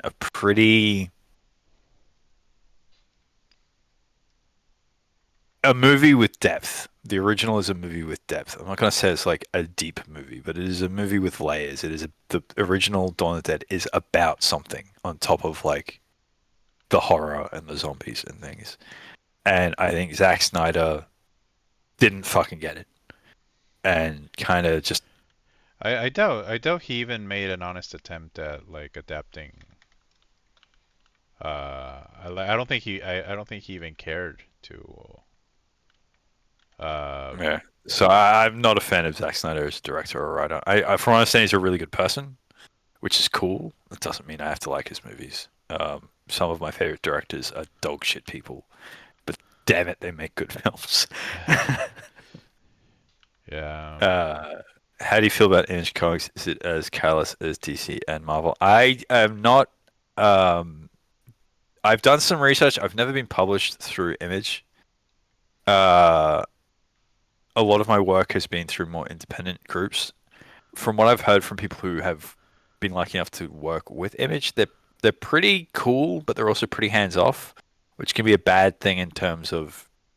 I know some people feel Image doesn't do enough. This is just I'm not shitting on Image when I say this, but I've heard creators say complain that they feel Image doesn't do enough to promote their work. That they print through them. Mm. The royalty deals and sale deals are pretty good, but it's very much sale dependent. You only make as much as what you're selling. Uh, and yeah, so I'd say it's. I mean, anything that lets you do what you want to do is always better than a company that doesn't. Marvel and DC don't. Marvel and DC are very much a brand. They're about their franchise and their toy catalog and their whatnots, which is whatever. I'm not judging that, but that's what they're about. Image is publishing your book, what you want to do. Even when they do the subsidiary stuff like Skybound with the really good Transformers book that Daniel Warren Johnson's bringing out, that's a little bit different because that's a sub license. But they from what I understand, they're pretty hands off. They do have some standards. They do like check what you're doing to make sure you're not publishing anything outright offensive or anything like that. But I think anything that gives you more freedom is a good thing. Anything that lets you keep the rights to your work, which as I understand Edge does, is a good thing. Um, uh, and I like some of the books. Like Image has brought out some pretty good books over the years. They're not all great, but I think they've got a pretty good batting average, and um, I think they're a little victim of their own success because of it. So I think too many people think if I get published through Image, that's it. I'm there. I'm done, and that's not really how it works. suffering Again, from success. .jpg. yeah. There are people involved with Image who I respect and admire a lot. I quite like Kirkman as a creative person, not like as a writer necessarily, but as like a creative manager. Would I work for 2000? Sure. Yeah, Frankie. If I got a shot. Kirkman seems to, as much as he ran into some controversy with, I think Terry Moore around The Walking Dead. From what I understand, they sorted that all out and they're pretty cool with each other now. But he's done a lot to promote comics as a medium. His adaptions have done a lot to bring people into comic stores and get people reading books, like with Walking Dead and now Invincible. Um, and Image has been very supportive of that. Like, I don't know, I got nothing to complain about with Image, to my knowledge. I do think because they're hands off, um, they essentially let the creative teams decide amongst themselves what the royalties and ownership is, and that's fine. But it does mean there are Image books that have been brought out where someone in the creative team's been fucked a little, but that's not really Image as a company's fault. They let them know pretty early. You guys figure out the split. You guys figure out the rights. We're just gonna put out your book and take like a percentage. That's how I understand it works. I've never been through the Image system, so I can't speak definitively. Mm. But it does sound a bit more like a traditional publisher than something like Marvel or DC, which is very much about their toys. Um, yeah, but yeah, I work for 2018. Sure. I do like a Future Shock or whatever. This thing that Arthur's working on, actually, the Crom's working on, was originally something I was going to submit to 2080 Yeah. when they had the open submission thing, but I made the mistake of writing it in the late end of 2009. Yeah. 2019, sorry, 2019. And guess what happened shortly thereafter? Um, Yeah. which really derailed my career in general, actually, because my It, first it, it published credit derailed. was meant to, Yeah. yeah, it was meant to come out 2020, my first published work, and then that got pushed back It to, I derailed think, all the way all to of us, really. 2022. Yeah. Yeah, so I lost a couple years of professional. Um, I lost a lot of momentum because of that. Do creatives who are making comics together sign a contract of prenups? Who owns does gets what they should. A responsible creative team will have a contract like that.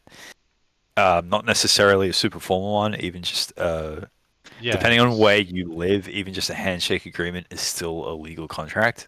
Yeah. But it's always better to have it in writing to really know what the split are. If during the course of your relationship, you guys decide to change the contract, that's fine. but you should always have it in writing, and you should always kind of understand what the Yeah. royalties, rights, and division of labor is. Like one of the reasons I'm doing this is because Livio does not like doing this kind of stuff. Some of it's language barrier. He speaks English quite well. He's Italian. He speaks English quite well, but he does get caught up in some words. Some of it's time zone, and some of it's just a lack of willingness. Yeah, he So just I he, do. he just I've doesn't done like it. streams. Yeah. Yeah, I've done streams with. If you guys know Yariko, I've been in her streams before. Yari's a good friend. Um, I've done the odd uh, interview here and there. I've done like some podcasts. But it's an understanding that like I have the time and the energy and the forthgoing nature to put myself out there to do it. So it's kind of part of the deal. Like I handle a bit more of the promotion side. Um, and that's still work. As fun as it is to hang out with my buddy Crom and reminisce about old times and talk shit, it's still work. It's still time out of my day. But I'm happy to do it because Livio deserves success, and our book It's deserves true. an audience. I strongly believe that our book deserves an audience. So I won't apologize for it. I won't be bashful and be like, "Well, that's sort of okay." No, we put out a pretty fucking good couple books.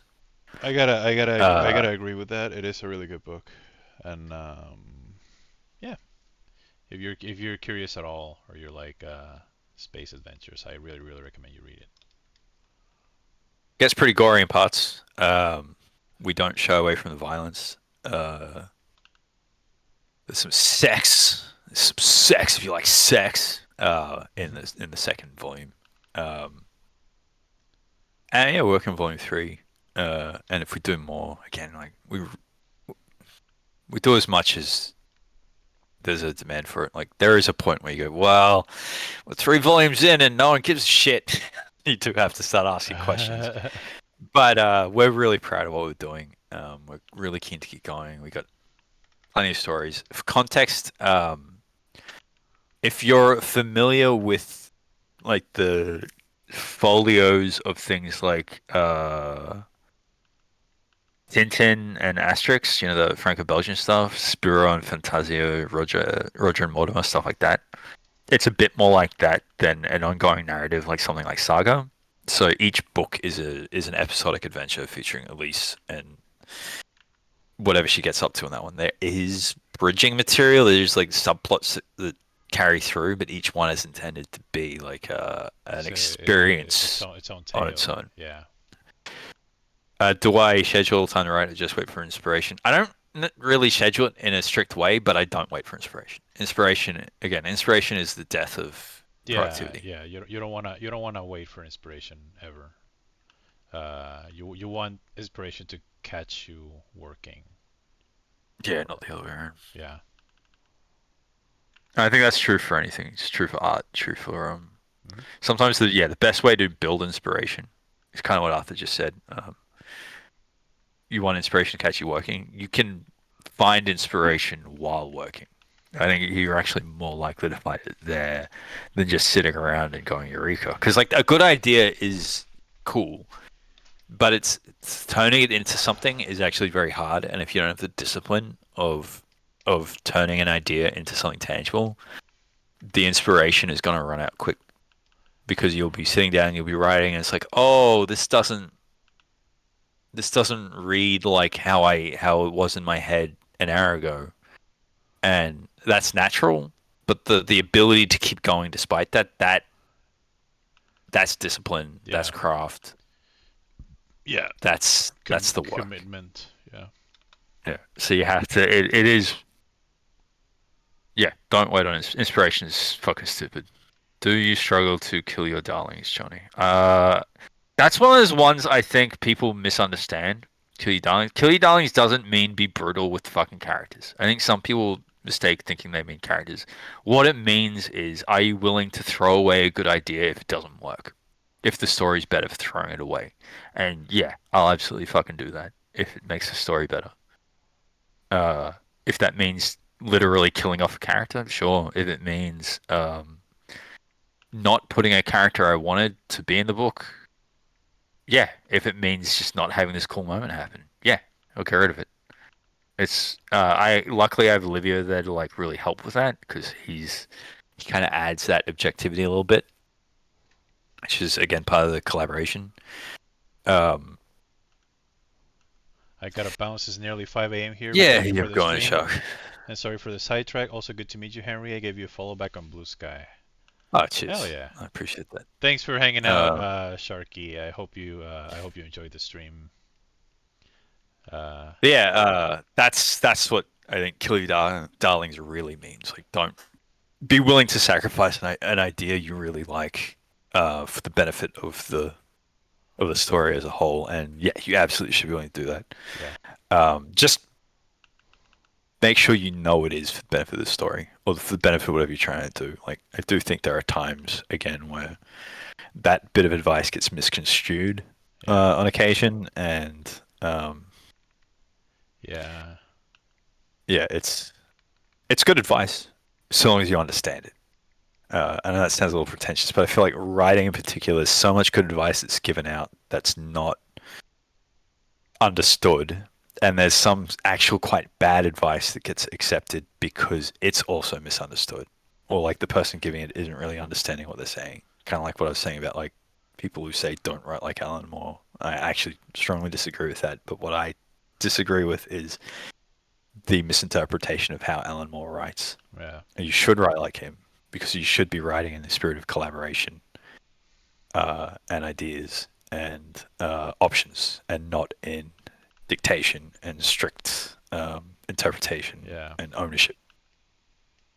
Um, and Kill Your Darlings is great advice if you understand that it means ideas and concepts. Not It's not about characters specifically. yeah. Because I see that said by a lot of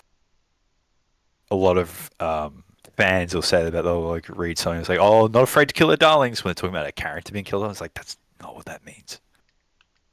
It can mean that, like, oh, maybe it is right to kill this character you didn't plan to kill at a certain point. But But that, it's more yeah, about the idea, not about yeah, the act of killing the character. yeah. Yeah, no, that's a good point. But yes, this, yeah. So that's sorry for. I'm a bit of a chatterbox. I can go on and on. Arthur I understands mean, this. You're all here to see him, but I mean, no, I specifically put in the stream that you were gonna be here, so and people have been asking questions. yeah, I appreciate the questions. Also, we're on an ad break. Hell yeah. All right, And this taking is a where I bit start ad hot break. micing it. If a standing break while the ads play. Gonna get me some food real quick. BRB. Uh, I think Nocturne might be able to still hear us. So Yeah, no worries. you know, It's an editor, an aid, or an obstruction. It does depend. If you can hear me, Nocturne, just post K.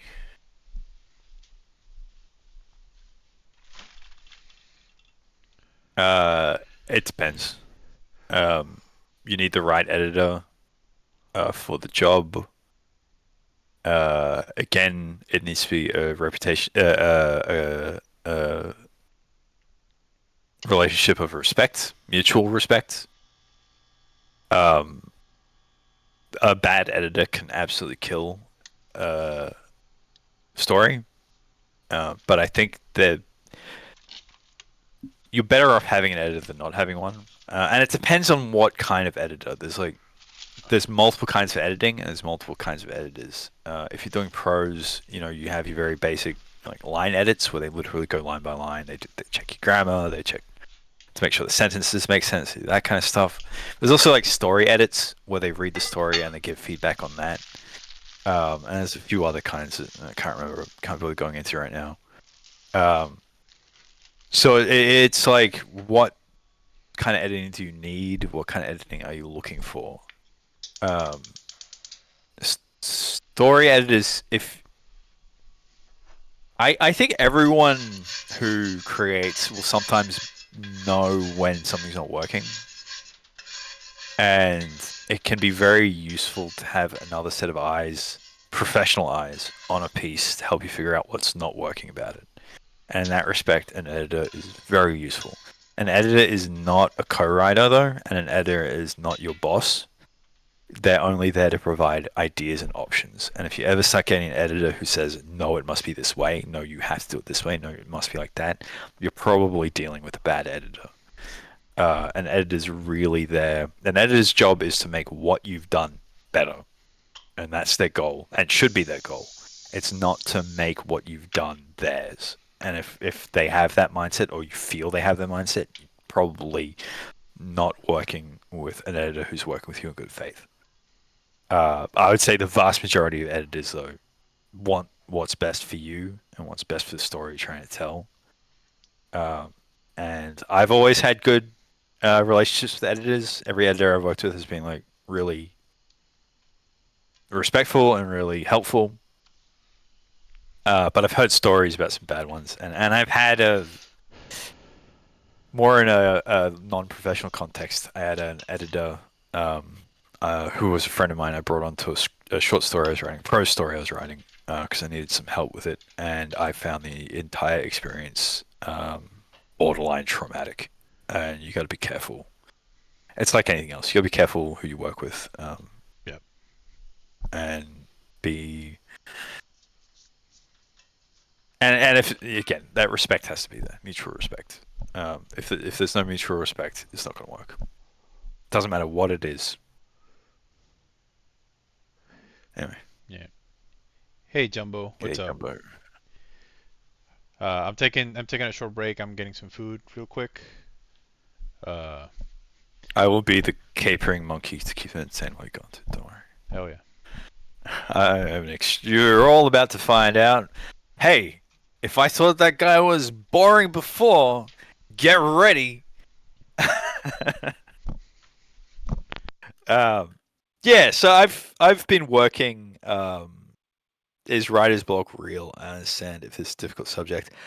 I think it's real in the sense that there are times where it is difficult to write, and usually that's a sign you're burned out. It means you need to do something to reset, whether that's take a break, read a book, watch a movie, whatever. Writer's block. It's usually has nothing to do with the writing. It usually has more to do with where you're at. Now, sometimes it has something to do with the writing. Sometimes it could be like you've written yourself into a corner and you don't know how to get out of it.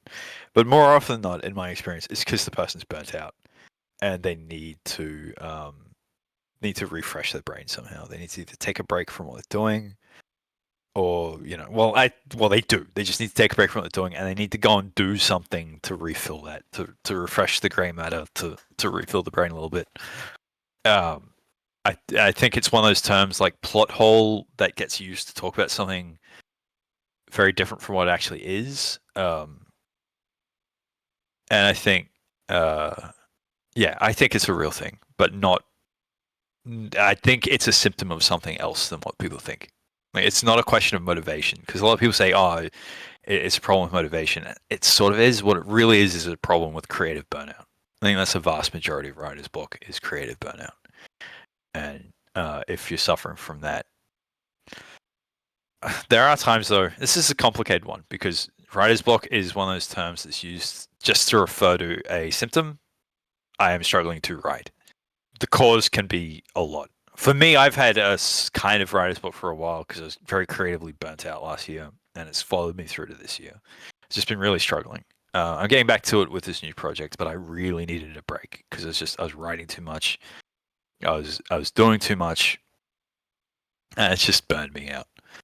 Um, but then there's other times where writer's block can be you're writing something and you realize it's shit very quickly, or like not really an idea worth pursuing, and you're forcing yourself to do it, and your brain is kind of subconsciously saying you're wasting time. This idea is not going to work. This idea is not very good. I think that can be a form of writer's block too. Uh, if your brain is telling you this isn't working, it's not a sign necessarily to stop. working on it, but it is worth paying attention and saying, all right, well, how do I make this thing better? How do I make this more what I want it to be? Whether that's a prose thing or a story thing or what have you. Like the very worst thing is to kind of get bored with your own ideas. Um, I'd say in that case, if it is something like that, I'd say you need to read more. You need to watch more different kinds of films and documentaries and things. You need to broaden your brain because it's just gone too narrow and it's getting frustrated with itself. You don't have the toolkit to expand it, and I think that can be a form of writer's block. Unfortunately, I don't speak Spanish. Andor, yeah, I liked Andor a lot. I thought it was really good. Tony Gilroy is a very good writer. I've known that since The Lincoln Lawyer. I was really excited when they said he was doing it. I liked Rogue One. It wasn't perfect, but I liked it. I like Star Wars. I don't love it. I think the Disney stuff's mostly bad. I don't defend the prequels the way some people do. But I thought Andor was good. I do think it runs into the same problem of, well, how interesting can it be when it's still owned by Mickey Mouse?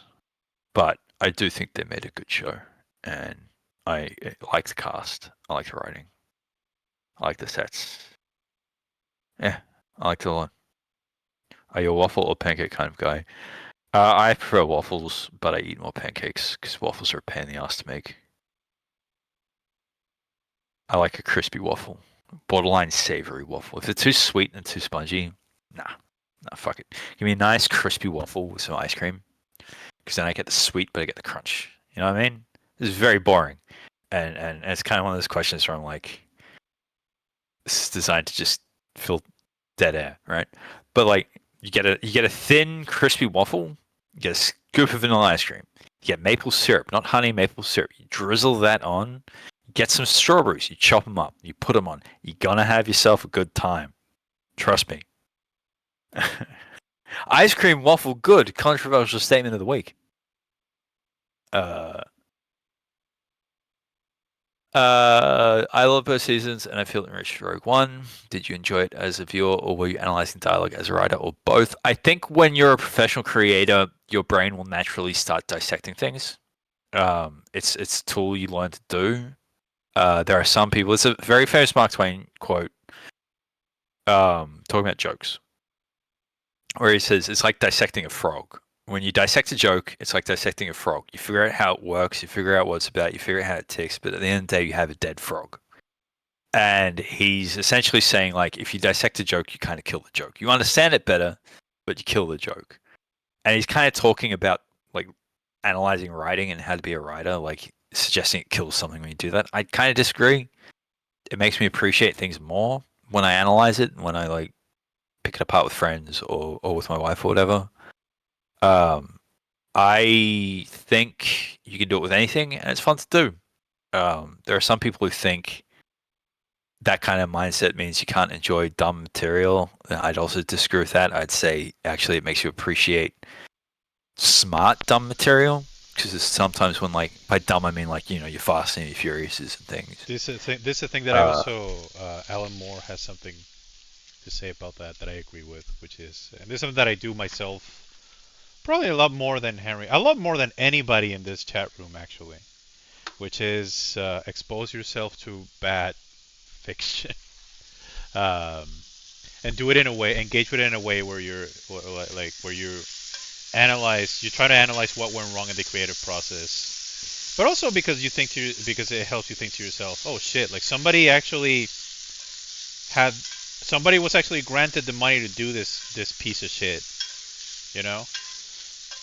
Why can't I? You know, like it gives you a little bit of I can do it better than this guy. You know, so and I agree with Henry. It's fun. It's fun to pick things apart. I also disagree with that Mark Twain quote. Uh, it is fun to pick things apart, especially if you're doing it with someone who's your friend or a colleague or you know a partner.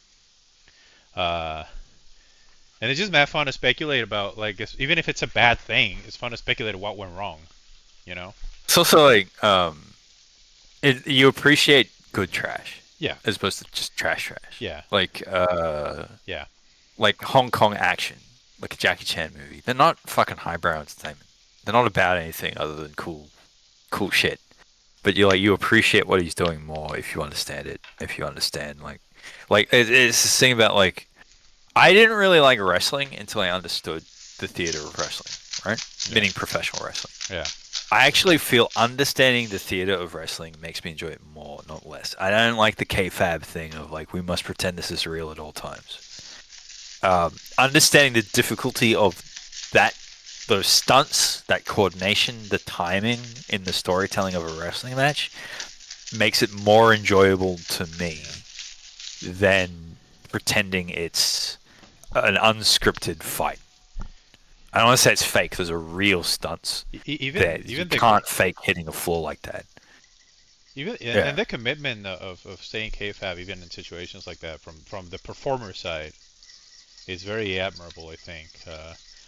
Especially when you consider that this line of work has historically been very exploitative towards wrestlers. still Uh, is. It still it is. still is. It still is. But yeah. Uh,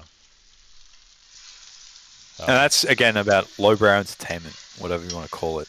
Um, there's still a lot to take out of it. It's not a case of I must understand bolero to be a true artist. I mean, you should experience stuff like that. mhm. You should. I do think high culture is worth immersing yourself in, but not exclusively. And I think you can gain a lot from popular entertainment Mhm. like WWE or even reality TV and stuff like that. You need to be broad and not Yeah. snobbish. Yeah. You should be discerning, and you should know what you're. I think this is again about that analysis. Mhm. Lets you know what you're experiencing.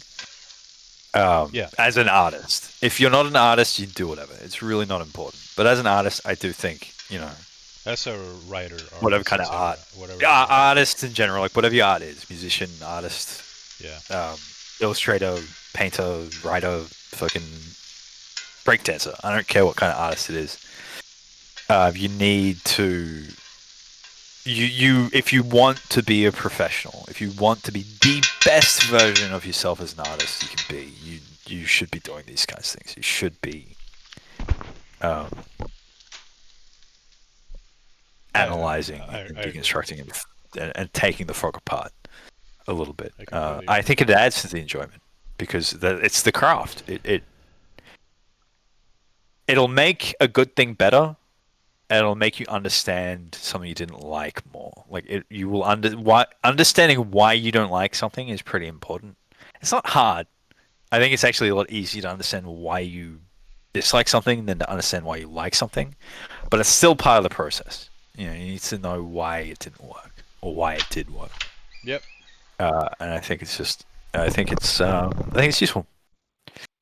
But you can't have an informed opinion without experience. I don't know. I don't know what you mean by that. I think it depends what.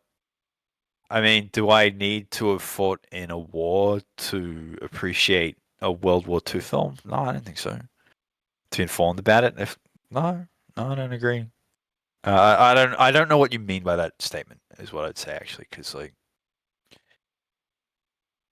there are some things you'll never experience and never should have to experience, um, and you can still be informed about it. Uh, Sorry, I walked away for a little bit to get my food. oh, Um, sorry. well, we're still talking about A crispy fajita. I remember some early art groups I was in didn't want to watch like anything. They really wanted to watch certain things, but certain just like no movie nights. Uh, yeah, those people are annoying. Um, those art groups, I think, are going to be very limited long term. Oh yeah, I agree long term. that you need to observe, consume multiple types of media and Yeah. games. Insurance. Yeah, no, that's absolutely true.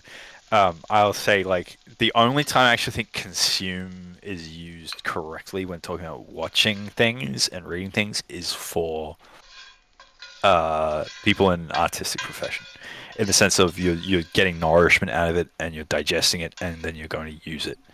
I hate the term consumption otherwise. It's the Mhm. only context in which it makes sense to me in a way that isn't hideous, when it's referring to like how an artist is taking on board Yeah. artistic information from another source. Yeah.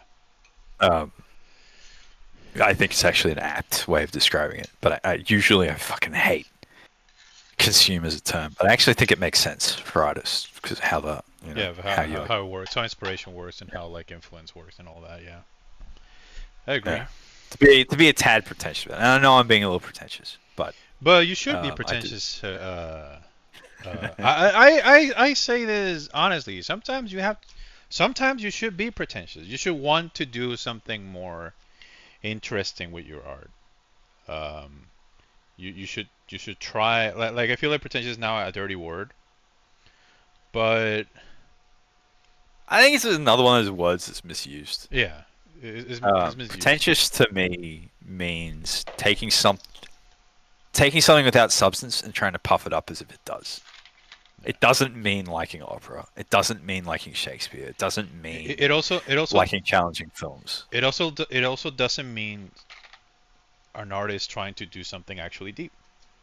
Yeah. They're trying. There's Uh, no group more pretentious than Harry Potter fans. As much as they hate J.K. Rowling, I'm talking about something different about that, where they take what is just kid lit fiction, serviceable kid lit fiction, and then acting like it's a treatise on the human spirit with great depth and sounds out the human soul. It fucking doesn't. It I, is a boarding school fantasy series. I Acting like think it does, that's pretentious. I do Not liking think. David Lynch. Okay, I'm gonna say this. This might be a hot take. I do think I don't think it's deep the way those people think it's deep, but I do think it is very revealing Oh yeah. on J.K. Rowling's view of the world and view of other people, especially. Oh Uh, yeah, no, absolutely. But what I mean is, I think pretentious is more something on the part of. I mean, I think Aronofsky's a bit pretentious because I think his films aren't that deep. He's not really saying much with a lot of them, and the ones where he is, he's being really obvious about it.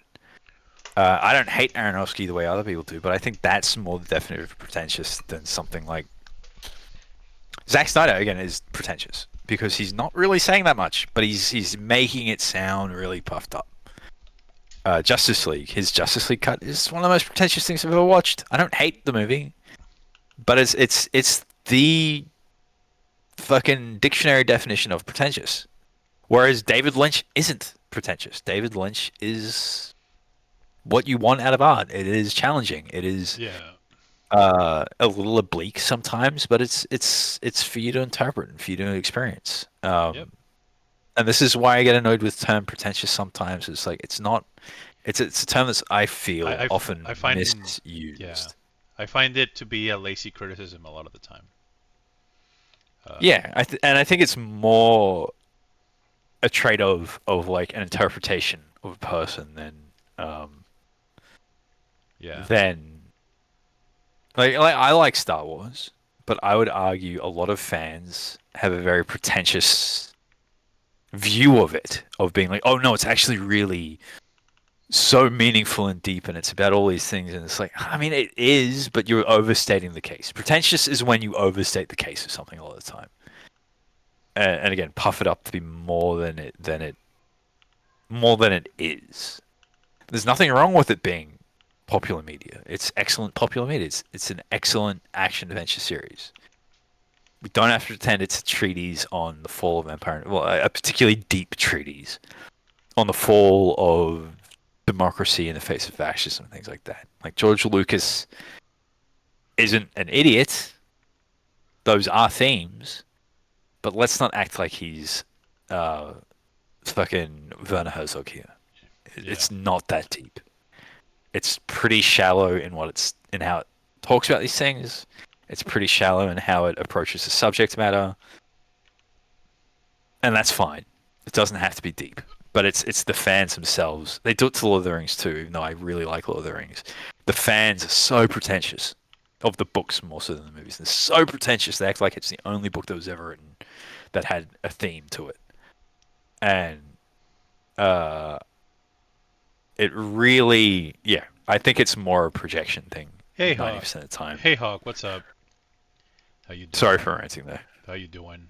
Uh, But now, I think work should be challenging. I think artists shouldn't be ashamed if they make the work challenging. I don't make my work's not challenging. I've got no illusions about like the challenge. My work is pretty broad and pretty entertainment focused. There are themes.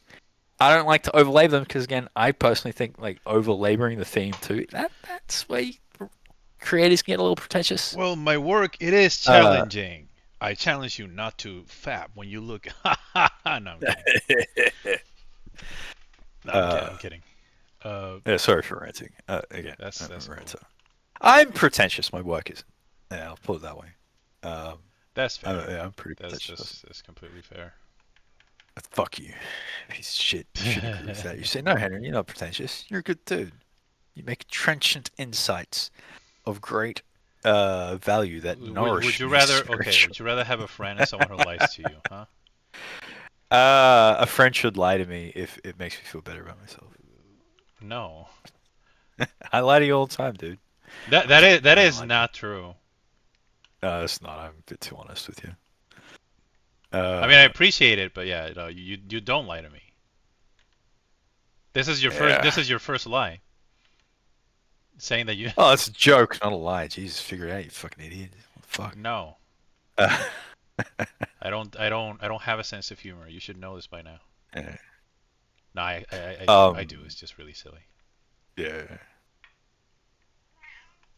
Yeah. So yeah, that's me. That's what I'm about. Don't judge Livio based on me. Don't based on Eliminated. Based on my bullshit. He's a good dude.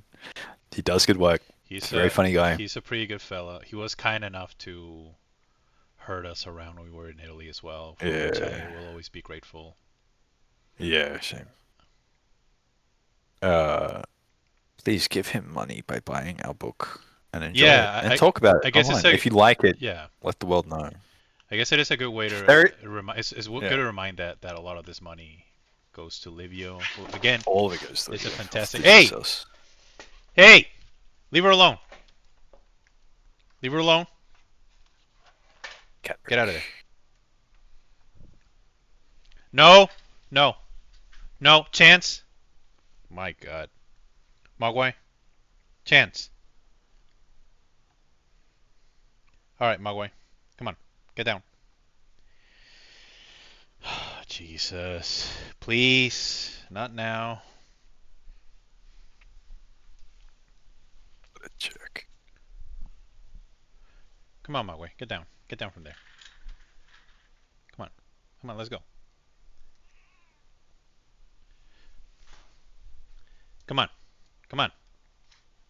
Get down.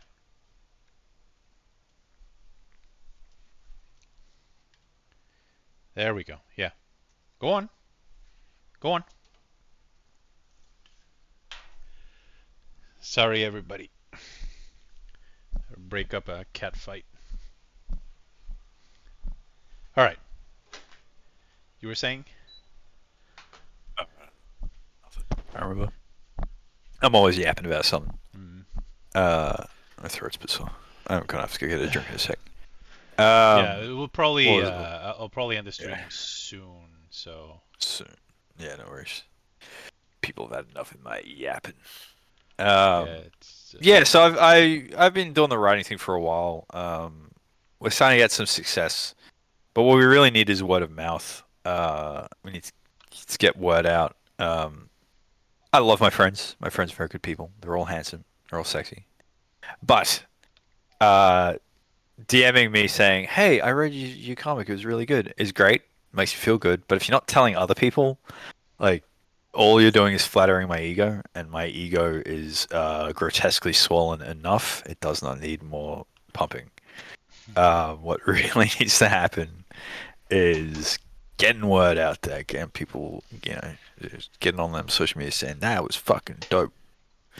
Uh, Even saying it's shit, I don't mind. I don't think it's people should say, hey. I jokingly say to people, if you didn't like it, you can fuck off. That's a joke. I mean, if you didn't like it, I feel people are entitled to say whatever about whatever online when it comes to like creative work. It might hurt my feelings, but I'm a big boy. I can get over it. And I already know from people that I'm good at my shit. I can write. I'm a good writer. Uh, It's true. I've had enough validation to have that self confidence. So even if people decide to torch the thing online, great. At least they're talking about it. The worst thing, particularly in this age where everything's really getting word out is really difficult. I'll take bad press over no press. Um, yeah, worst thing you can be is boring. It's true. Yeah, I mean, like no one else is. I may as well. Nocturne. That is true. Oh, thanks, dude. This is where you're supposed to say, "I believe in you, man." Fuck you, terrible friend. God. I'm sorry. I'm a very infuriating person that way.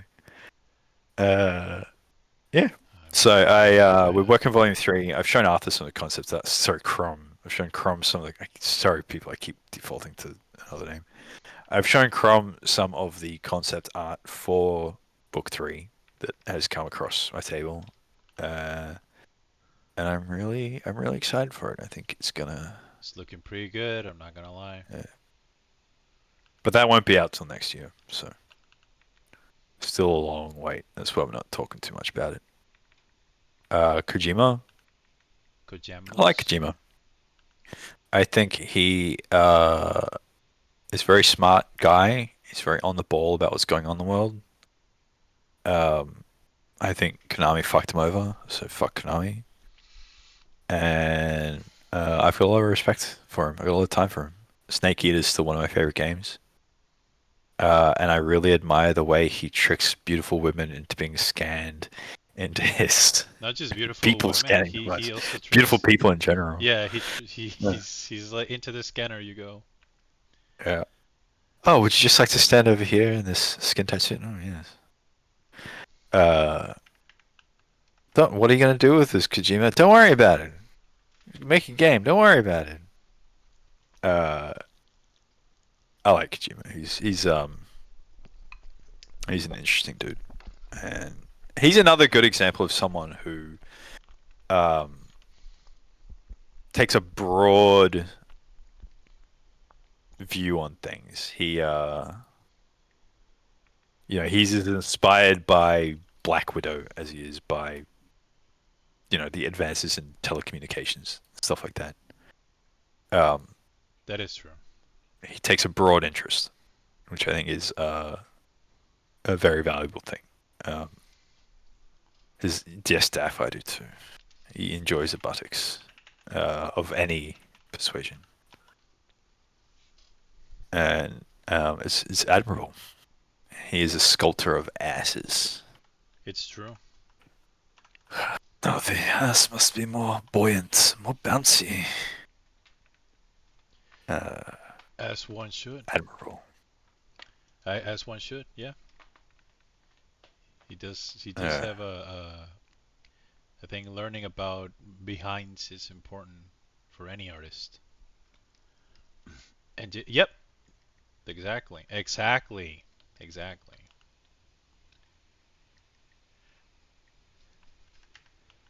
can you really call yourself an artist if you don't? I say no. I say I no. say I say no. You You you cannot. have to know every artist should know how to draw a good butt. That's my Yeah. that's a hill I'll die on. What are you doing with your art if you're not draw if you don't know how to draw a shapely butt? What you doing with your Wasting art? your time. Wasting my time. Wasting your time. Even all the oldest artists in the world, like the When we made Starside Shores, we spent a long time contemplating Elise's butt.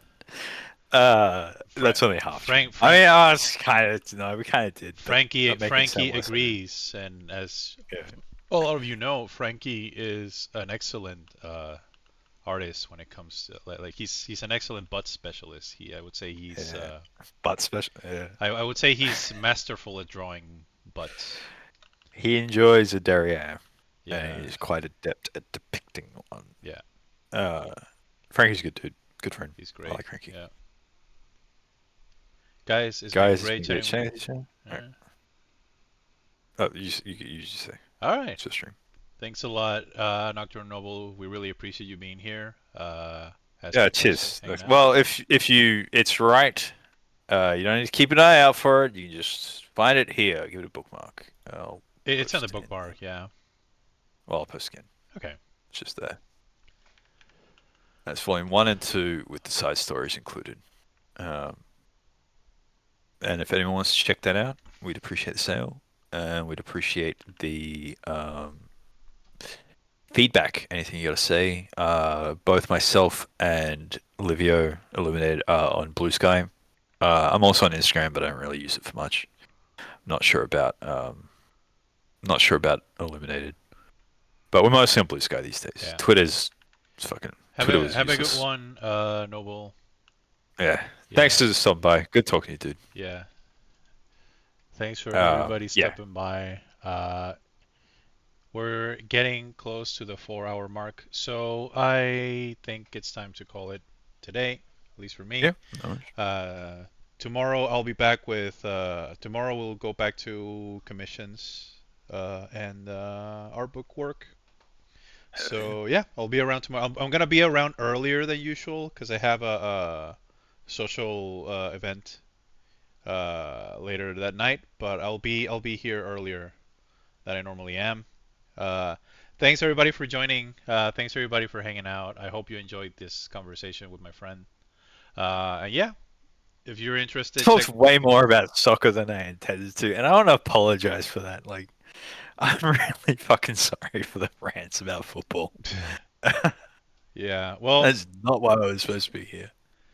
well, it happened, and I'm sure some people here will leave this this stream more educated about.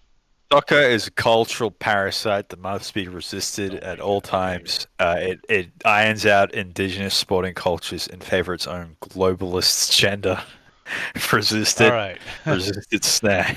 All right. Well, I hope everybody Cling enjoyed tight the to your local stream. sporting coach. Don't give in. Don't surrender to it. You must fight it. The World Cup will All destroy your right. country. I hope everybody Sorry. enjoyed the stream. Sorry, stupid. Again, I'll see you tomorrow.